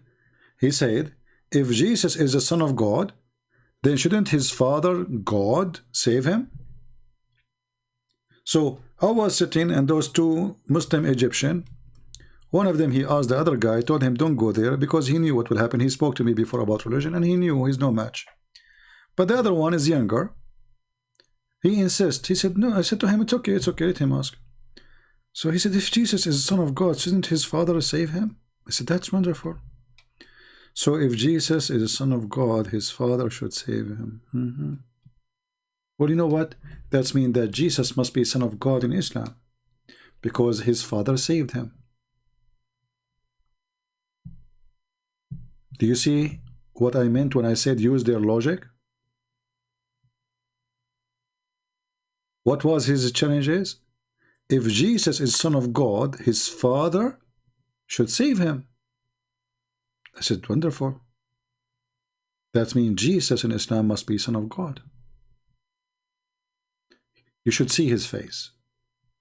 You should see what happened to him. The other guy, he said to him, I told you, don't go there. Here we go. Answer him now. Both of them are Muslims.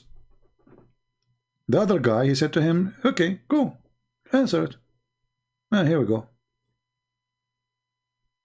So you need to listen carefully what the Abdul is saying. And the Abdul always says stupid things. They never say something smart. Never, never. Because they have a stupid God. But because you are not listening and you are not using the gift of God which He gave you, and you are not sure, some of them, they don't have really true faith. You know, they are not sure of what they are talking about.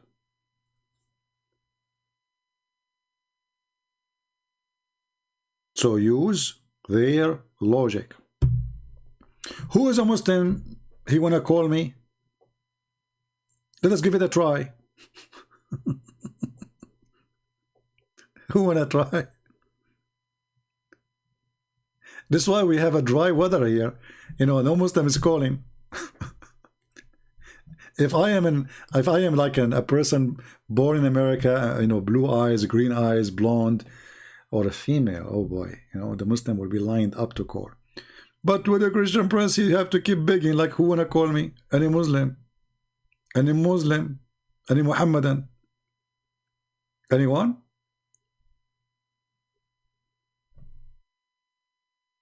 If David would open his Skype, says, who wanna call me? Tens of thousands of Muslims will call him. I assure you.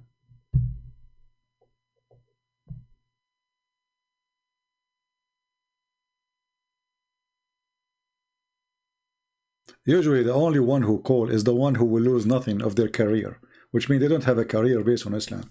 Those who have a career in Islam, they will lose everything if they call. That's why all of them, they say, we are willing to debate him. I'm willing to fly to America if he, the coward, debate me face to face, face to face. Face to face. You know, this guy, Ultimate Fort, he is just a, you know, you see, when you are nobody, you can say whatever you want, right? That's why they call those people. But a person who is, he have a career, he will never dare to do so, because he will lose it.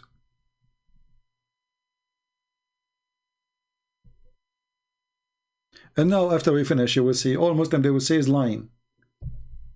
And they will pause for you link saying, this guy, he refuted him. Listen to this guy. Who is going to listen to this guy?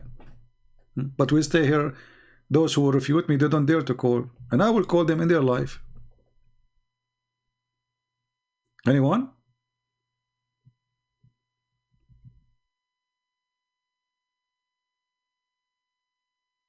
Do we have anyone?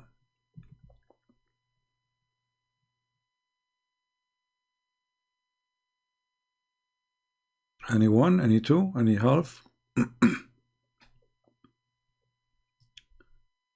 No, you know, because they knew that's I am not a person who go. I am, you know, I'm not seeking my own fame. Some people, they like to be famous and to be known wherever they go. And, you know, for me, I don't care. This is the last thing I'm worried about.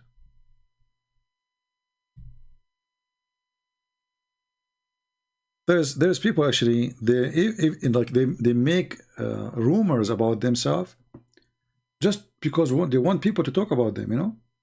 Talking about them even make them money. There's a woman, she used to be an actor, and she is now 70 something. So what she did, she posted her pictures in the bathroom naked. Why she did that? Because nobody's talking about her no more. But now she became a joke of everybody. You know, is what you want? Yes, it's okay. She want to be a star again. So some people, they are obsessed with seeking attention, have light on them. For me, I don't really care for those things. I'm here to serve my Lord, not to serve myself. And you know, like if we talk about a donation, I received in the last 48 hours. There's one new person. He donated $5, which is strange. I mean, how in the world this happened? No, actually, hold on. There's not only one. There's other one. I just remember. There's another one. But sometimes you look at the how people, they support you too. You will notice that really people, only what they care is just to come here, laugh at Muhammad and his God and etc.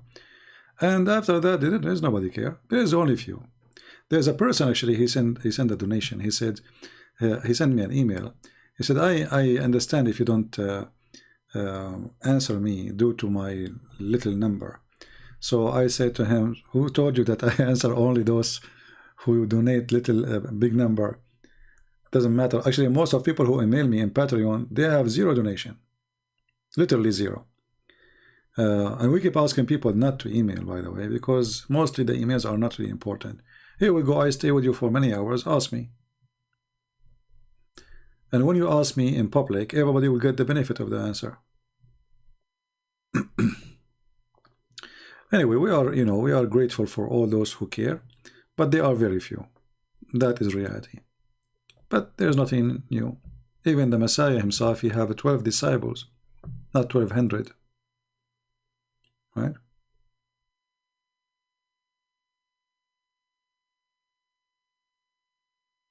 Well, this guy is mentally ill. This ultimate, he don't want to accept the hadith.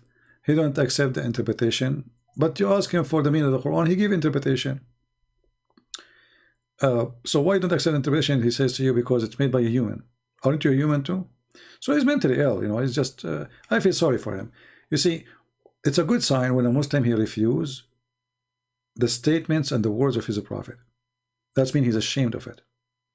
That is the first step to leave this cult. So first start with denial of the hadith, which is Muhammad's speech. Then denial of the interpretation, which is the companion of Muhammad interpretation, or even Muhammad interpretation.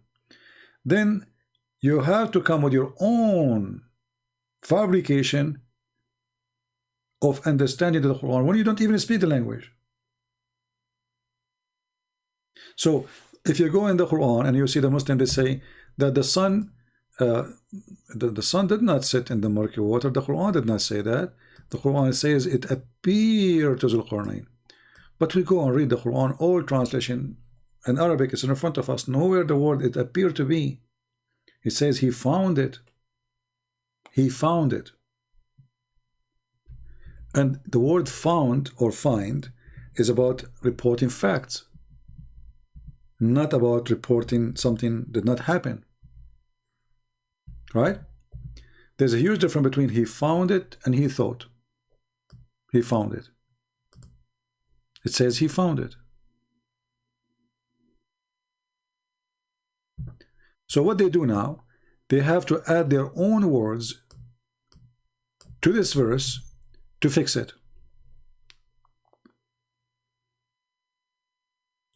We show them that their prophet explained the verse. Their prophet himself, he said, well, the sun set in murky water. They say we don't accept this hadith.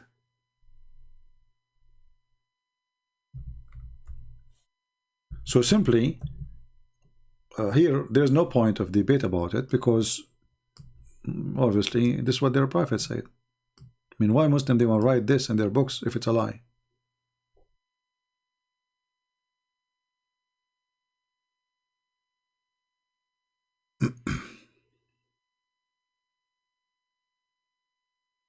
Do we have any Abdul?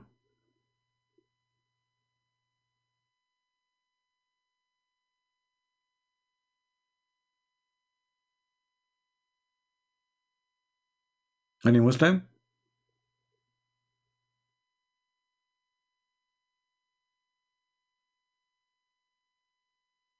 The one who's saying Amina was a whore raped by Muhammad, by Satan, that's not right, my friend, to say. Why you want to say that? She had sex with any man. Who care? But raped by Satan, what does that mean? Don't go there. Any Muhammadan?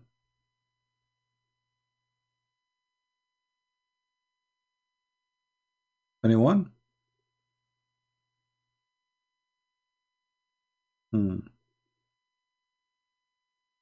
Actually, when the Muslim they say to you, when a Muslim he says to you the hadith is rejected or not accepted, tell him that's mean your books is full of lies.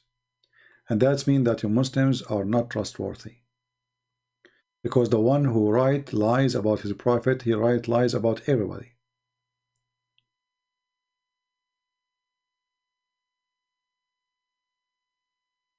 Any Muhammadan? Last call before we go. Now,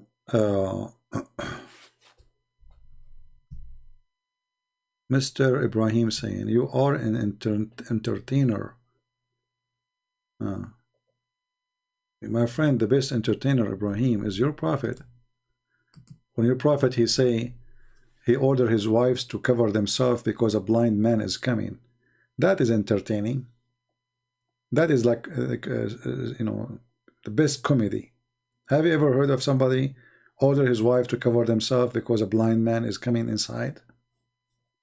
How stupid is that? Right? That is seriously stupid. Imagine I have a friend, he is a blind, and I say to my wife, cover yourself. The guy is blind. Literally blind. It's not like have a weak vision. The guy is born blind. And then the wives, they said to him, well, but isn't him blind? So Muhammad, because he's an idiot, he didn't want to say, oh, sorry, I made a mistake, I forgot. You know, just say, I forgot, sorry, you know, so what a big deal. But because he's an arrogant, he said, okay, he's blind. Are you blind too?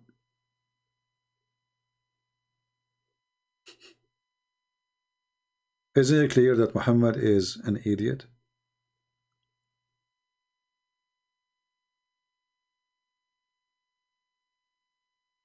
Muhammad molested animals.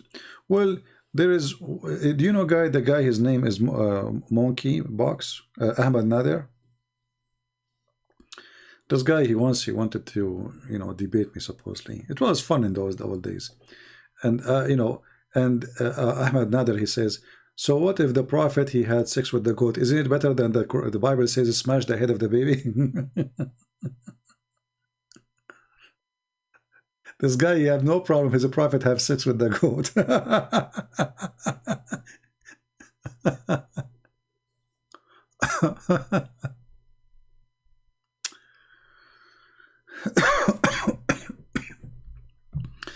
Anyway, we better go. It's already more than 3 hours. And you see, I will try to make my videos way more shorter, because I notice if I make it long or I make it short, still it is the same.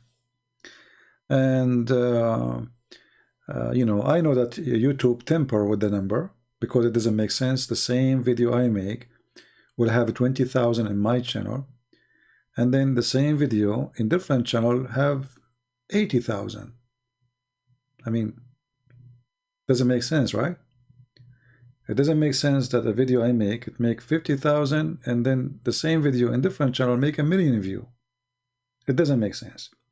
So obviously YouTube is playing games, dirty games with me, and that is not new.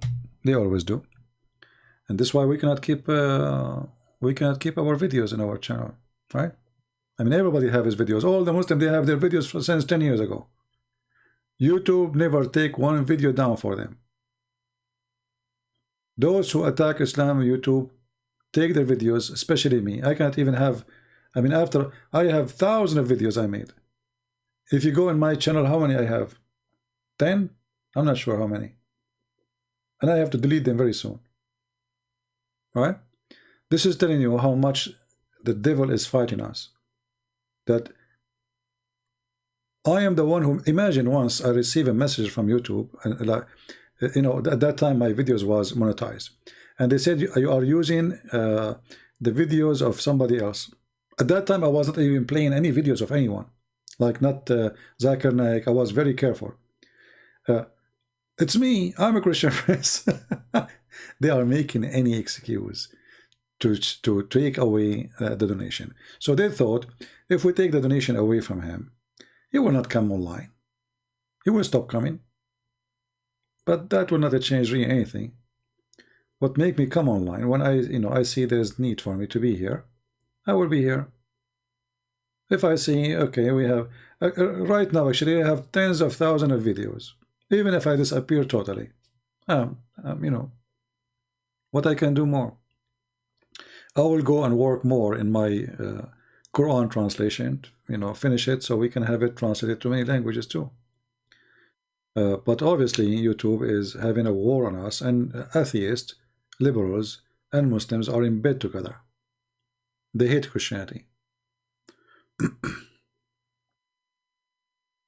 And you know, not to forget to mention that most of people who they are here, they don't really support us. You could be better job sleeping. What are you trying to pour with those false rooms? Ibrahim, you are just being stupid. Now it's time for you to go. Anyone can make what is that? And anybody can. We need interpretation now. This guy is making Quran. What is that? Look, this is Ibrahim. Ibrahim, he was thinking, and Ibrahim, he have to put his thinking in writing. And this is Ibrahim after thinking. So if this is Ibrahim after thinking, how Ibrahim was before thinking? Go, Ibrahim, go. Take a hike. Stupidity is amazing. False rooms, what does that mean, false rooms? And why you are here, Ibrahim? As long this is a false room. Why you enter the false room, Ibrahim? Somebody grab you, Ibrahim? Be honest with us, Ibrahim. What happened? You were a child and somebody grabbed you from your hand? His name is Muhammad? How you end here, Ibrahim? This is false room, Ibrahim. And Ibrahim, you are here for the last 2 hours. Why you don't call me to show everybody how false it is? But I will tell you, Ibrahim, you are a potato. And you are a coward. You cry and you don't dare to say goodbye. Didn't you say just 15 minutes ago you are leaving? And then 15 minutes before you says you are leaving? What's happened to you? The guy, he keeps saying he's leaving. He must be an Arab. In the Middle East, you know, we visit each other for like 10 minutes, let's say, or 1 hour. And then we stand 2 hours in the door. 2 hours in the door, honestly. I'm not ask any Middle Eastern person. 2 hours inside or 1 hour visiting you. Then when they go to the door, especially Middle Eastern women, you know, I mean, they block the whole building door, and here they get excited to talk again. It's like a new visit now, in the entrance of the building. This is what Ibrahim is doing. He said, I'm leaving, you know, and he is here for the last. Can you show a hadith about where Muhammad, he take a shower while his daughter help him cover with curtain? Let me try to see what you are talking about, because I don't think the hadith is exactly what you are saying. Yeah, I need to remember exactly what the hadith is saying to find it. You see, because when you search for a hadith, you need to remember at least a line, the whole line as it is in Arabic, in order to get it. And I don't really remember. We did not use this for a long time. But there's the other hadith where Aisha, she was taking a shower, and there is a half curtain between her and two men. We can try to find them.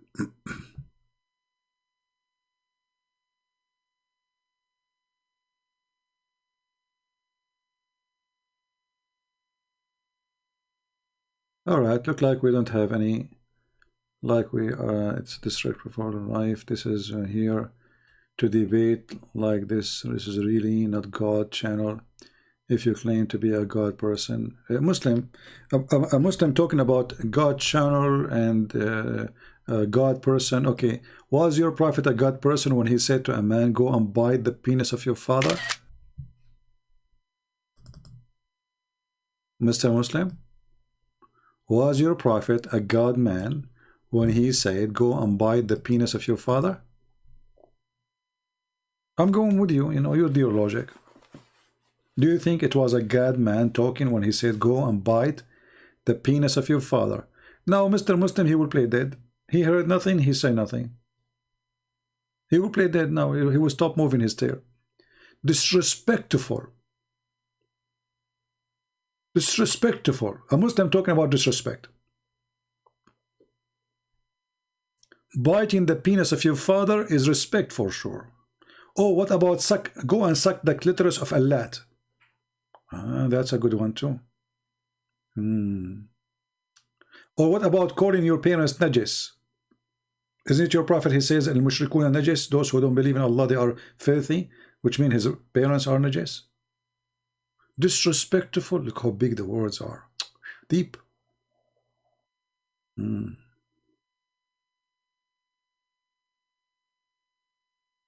Ibrahim saying he is an idiot. Oh no, sorry, he's saying he's an adult. Sorry, adult. I thought Ibrahim you were saying. So you're an adult idiot then. I love it when a Muslim he give us a lecture about respect. They call us pigs, monkeys, najis, filthy, kuffar, liars, worse than animals. There's a Muslim Abdul. He made a video, and he was having he have a cows behind him. He said, "Look at those cows. This is what the Quran is saying. Kal an'am, they are the same as animals. Those cows are better than the Christians." And the funny is Abdul, he's driving a BMW brand new, or Mercedes, I forgot. He have a nice phone made by the kuffar, a car made by the kuffar. The food he ate is by the kuffar, and he said, "What the benefit of the kuffar?" And the cows he's pointing at, those are, the one who take care of them is the kuffar. What is the benefit of the kuffar? The microphone he used is made by the kuffar. YouTube he used made by the kuffar. Internet he used made by the kuffar. And he is saying to us, a Muslim Abdul, who clean his ass with the 3 rocks, is teaching us what is the benefit with the kuffar? Nothing. Want to debate the Trinity? For sure, call me. Call me Mr. Muslim Trinity. A Muslim, he would debate about Trinity. That's it. They are stuck with the Trinity. You want to see how Muslim, how funny they are with the Trinity? Call me. Call me and tell me about the Trinity.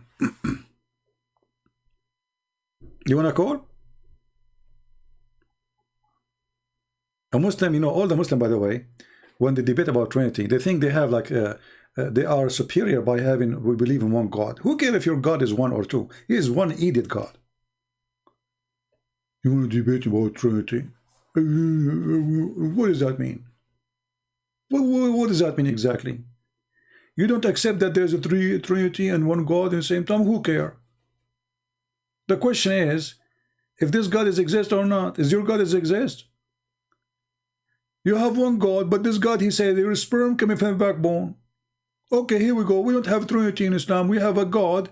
He claimed that the backbone is where the sperm coming from. Your God never heard of the word testicles. So the word Trinity is hurting you. Well, at the same time, everything in Islam is about Trinity. Everything in the garbage of Muhammad about Trinity. How you do ablution? Trinity. Everything you do is Trinity. How many times you can divorce your wife? 3 times. How many days Mary she fast 3 days? How many days Zachariah he cannot talk? 3 days. I mean everything is 3 days. You want to debate about Trinity? This is what they think, and this is why, by the way, when Christians they debate Muslims, the Muslims they love to debate about this point because they think if we speak about the Trinity, they cannot attack Islam. They think that they have a superior point. That because of their stupidity, and that because if they can make really, let us say, an argument against a Christian, that because the Christian in front of them, he does not even know how to take the topic. So what the Christians they do, they start giving them verses from the Bible. Look at the Trinity. Look at the Trinity. Don't do that. Why you want to do that? They believe in the Trinity or not, who cares? Don't believe in it. Still, that will not change anything that your God is stupid. Even your God, Allah, when he start talking about himself, he said 3 names. I challenge any Muslim why he says 3 names. Allah himself is multiply of a Trinity. The age of Jesus x 3 times. 33 x 3, 99. You open the first verse in the Quran. What do you see? 3 names of Allah. Trinity. Why 3 names? Any Muslim can answer? So this is what you are worried about. You are not worried about a God. He claimed that women have a sperm coming from their ribs. It's okay, it's okay. But we have one God. Okay. We have a God who called that man is a sperm coming from the backbone. It's okay. Still we have one God. Okay. That makes sense. Okay. He have a God. He claimed that Sulaiman, he died standing for a year. And nobody noticed that he is dead until the termite, they ate his stick. But remember, we have one God. I get a point there. You have a God, he promised you, if you believe in him, he will give you endless penis. So what? Endless penis is good. Still, we have one God. You see, we are winning. We have one God with endless penis. Okay. We have one God, but he keeps saying, if we want to take a partner, a wife, we will take it from us. Hey, Abdul, how you can solve this problem? You have one God who want to take a partner from us?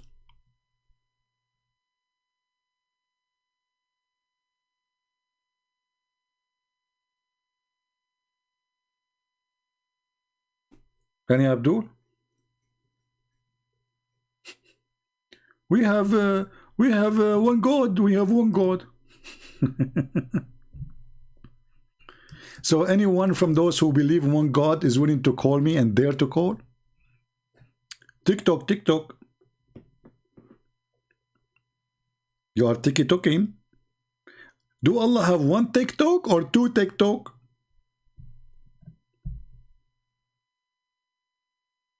Why you don't text me? Don't you want to debate about Trinity? Trinity, you want to debate about Trinity? See, here they are in this ability.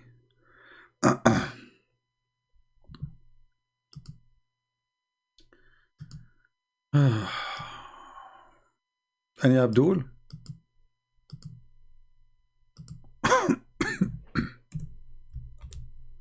My friend Muhammad, he never take a shower. What shower?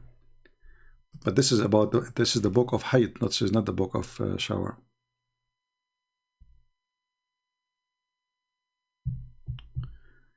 Yeah, but the Muslim, they will say to you that this is his daughter, and so what? But remember, Fatima, she is not his daughter. Muhammad never have kids.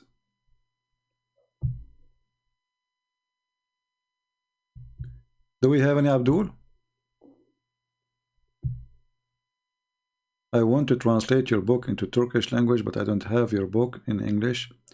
Do I have to buy? Text me in Patreon, Mert, and I will tell you what to do. All right. See, the idea of having one God. Okay, it's one of many ideas. There's people who have many gods, but there's people who worship Satan. They believe he is one God too. So having one God or two God, three God, it doesn't make any difference. It's just a silly, stupid argument. If there is 10 million gods, and if they are exist, then they exist. You cannot even say no. Can you say no? Can you choose how many God there is? So the whole argument is silly. It's stupid. And we Christian, we believe in one God. So if God cannot be three, like, you know, in Arabic we say aqnoom. It's not really correct to say person, but this is what in English they use.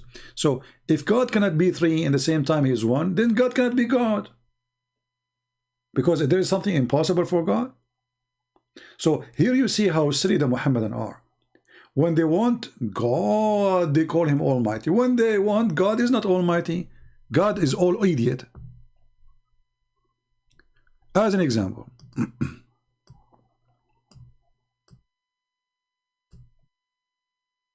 how can Allah have a son? The Quran says. But this verse proving that Allah cannot be God. Why? Because God do not need to have a girlfriend to have a son. And the one is questioning the ability is Allah himself. So look how stupid the one who made the Quran. How can he have a son when he never had a girlfriend? Who is the one who says how can he? Allah. So if Allah is saying that Allah cannot have a son unless have a girlfriend, that means Allah is not God.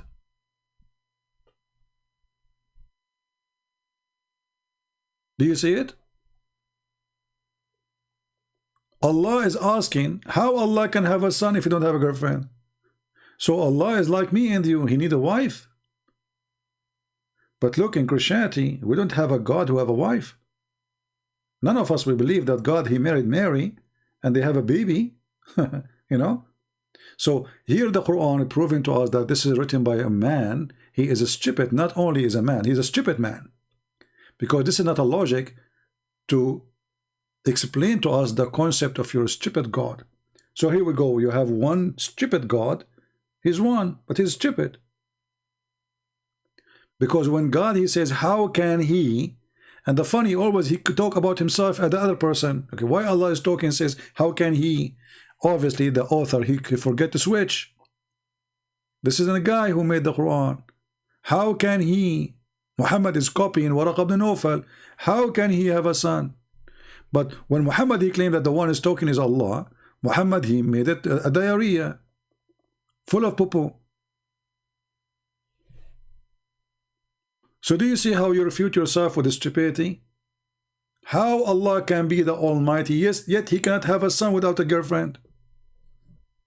My God, he can have a son.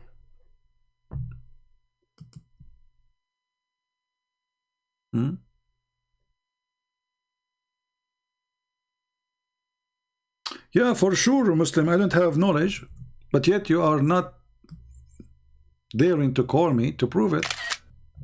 People can see who have no knowledge. My books is printed around the world, my friend. My books are printed and translated to many, many languages, and I have no knowledge. And nobody dare to debate me because I have no knowledge. And you prove it. Here we go. Yeah.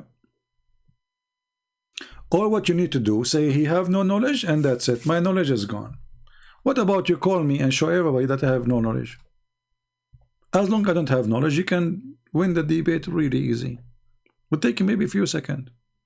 Allah will support you. But anyway, every statement in the Quran proving that Muhammad is stupid.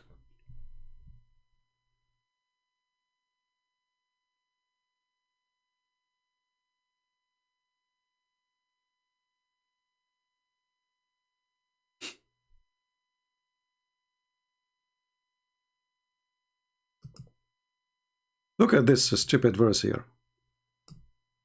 وَخَرَّقُوا. Have you ever heard of خَرَّقُوا? وَخَرَّقُوا لَهُ بَنِينًا وَبَنَاتٍ. Just to show you how stupid the Quran is. This is a chapter 6, verse 100. And this is a translation. They invented for him sons and daughters. For who? To Shaitan. Okay. But just to show you how stupid this donkey Muhammad is. We go to different verse in the Quran. The Quran says Shaitan have babies.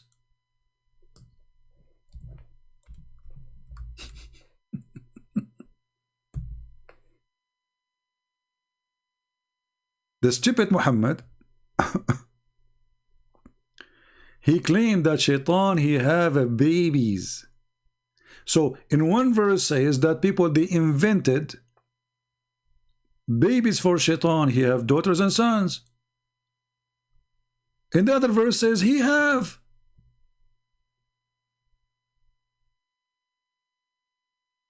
Do you see it? This is a chapter 18, verse number 50. Take notes. Allah, he says, are you going to take him and his children's, the Shaitan? Do you see it? People, do you see it? So in this verse here, chapter 18, verse number 50, it says Shaitan have babies. In the other verse, Allah making fun of the pagans, saying they made babies for Shaitan. Hello. You see it? Who is the stupid?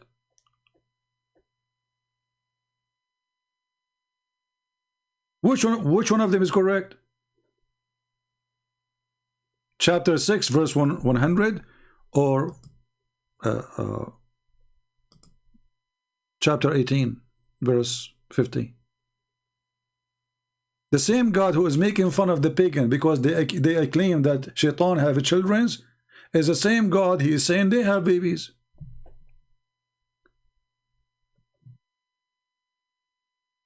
This is God book. And then you go and read the interpretation. They will say to you that Allah, he created a penis for Shaitan in his right thigh, and he have to be in the right thigh, right, and the vagina in the left thigh. So when Allah, he cast him out of heaven, Shaitan, he if himself, so he shake this into this, he do nikah. Even the word nikah is used there. So he do nikah by entering this into that. and then he lay 10 eggs, and each egg have 70 shaitan and shaitana, which means 70 male and female shaitan.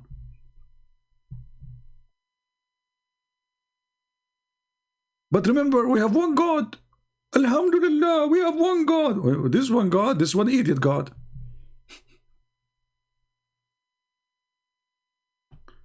They think when they say we have one God, they have victory. That's it. We have one God. My friend, I have one middle finger. Is that God? How silly is that? You know, when I come to America, I was driving in the highway for the first time, and I don't know really what the speed limit is. And I was looking for exit to direction, so I was a little bit slow.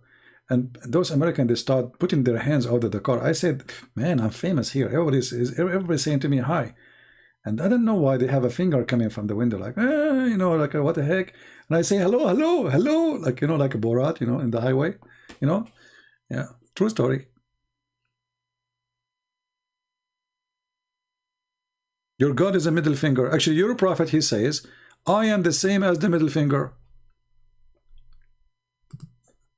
Call me to show you the hadith.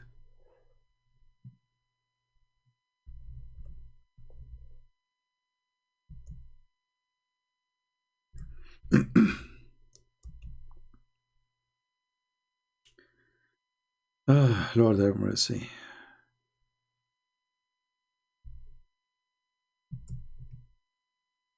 Any Muslim?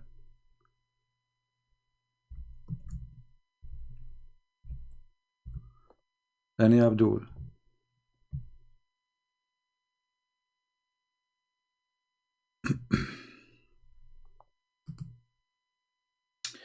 All right, well, we have victory as usual.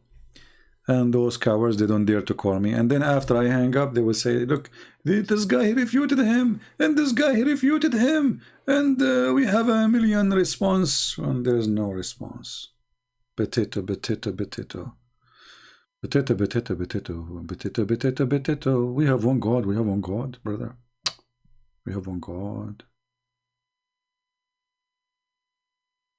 Ah, you are learning the tactical. I like that. Look at this guy. He is learning the tactical.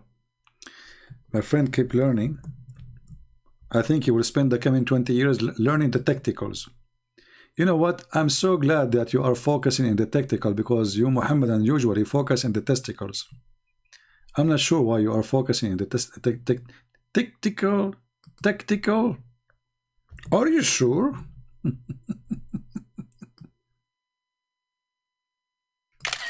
Tactical. That's a lot of this is a lot of tacticality.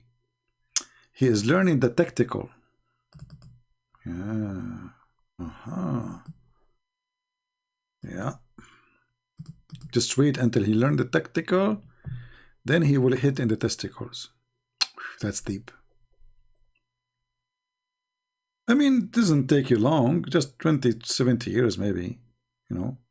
Then the tactical will transform into testicles, like Allah, He transformed the sperm, the semen, into congealed dead blood.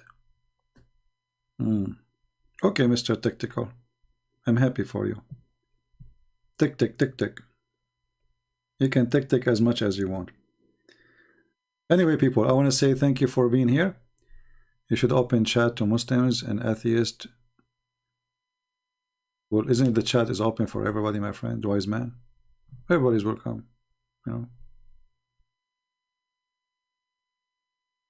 Everybody is welcome.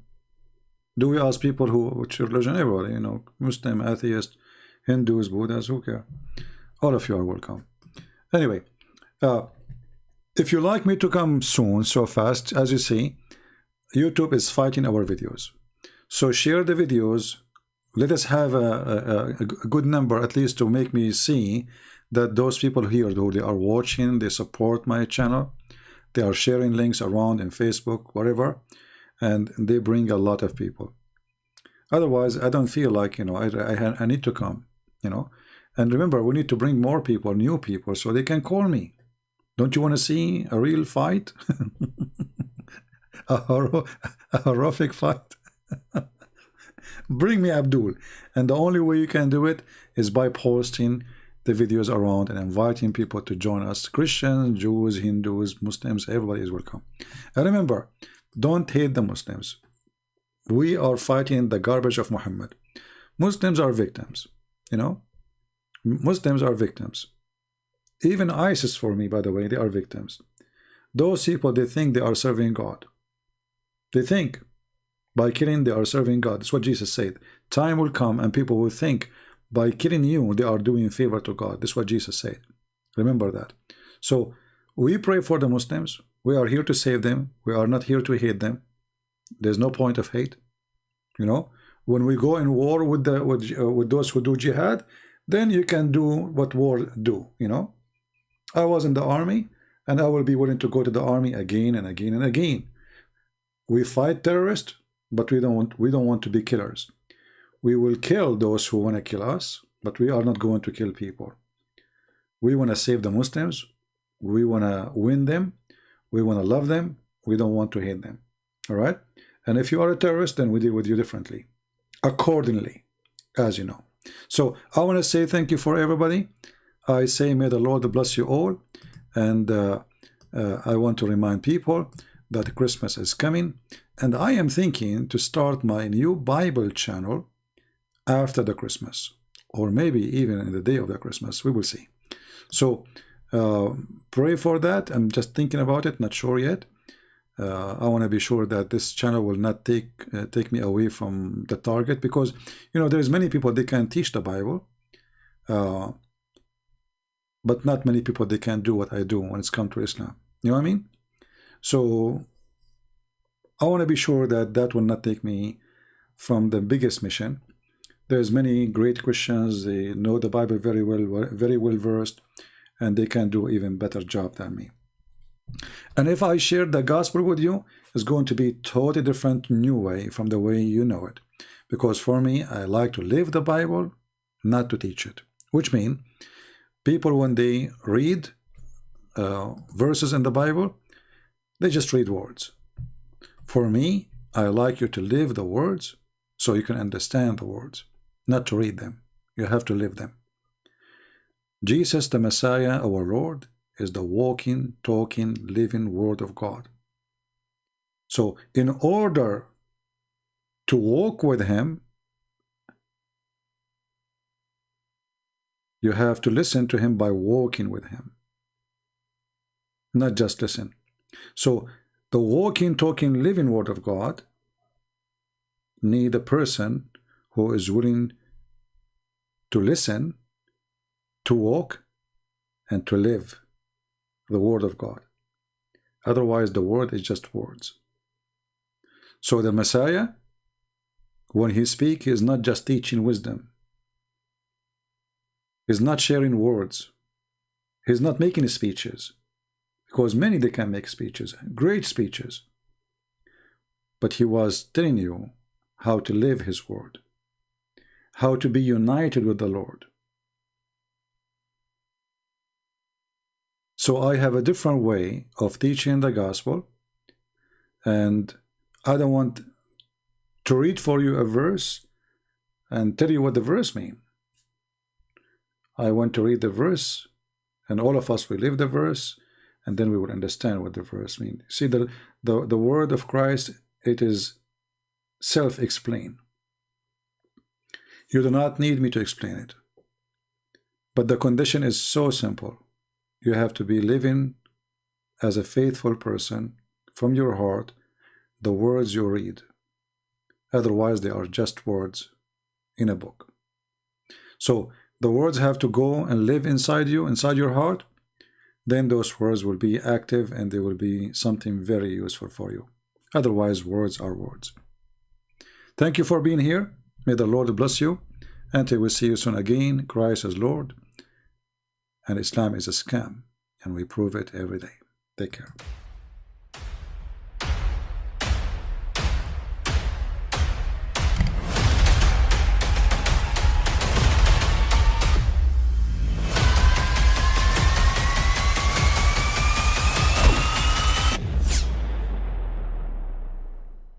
But I mean, again, he doesn't know who Gabriel is, right? Because he didn't come from an Abrahamic faith. The people of Mecca were pagan. Quran is mentioned, if this book was from other than God, they would have found in it many contradictions. If a book is without contradictions, that has no bearing on whether it comes from God or not. I've had phone books that are inerrant, but I certainly don't think God gave them. That we believe without understanding. The brother asked a very important question, that most of the scholars say that listening to music, watching movies, and most of the television programs, they're haram. So how can we have fun? Let me tell you, brother, at the outset that having fun is permitted in Islam as long as the fun is halal fun. That the standard narrative has holes in it. The Prophet tells us because Satan or the devil sleeps over our nostrils. Those who oversleep and not pray Fajr on time, Satan urinates in their ears. I really do think Jesus was crucified and that he really was dead and buried. He thought that he was a son of God in the sense that he was specially chosen by God. I think Jesus really did think he was going to be the Messiah, the future king of Israel. I mean, that is, after all, why they crucified him.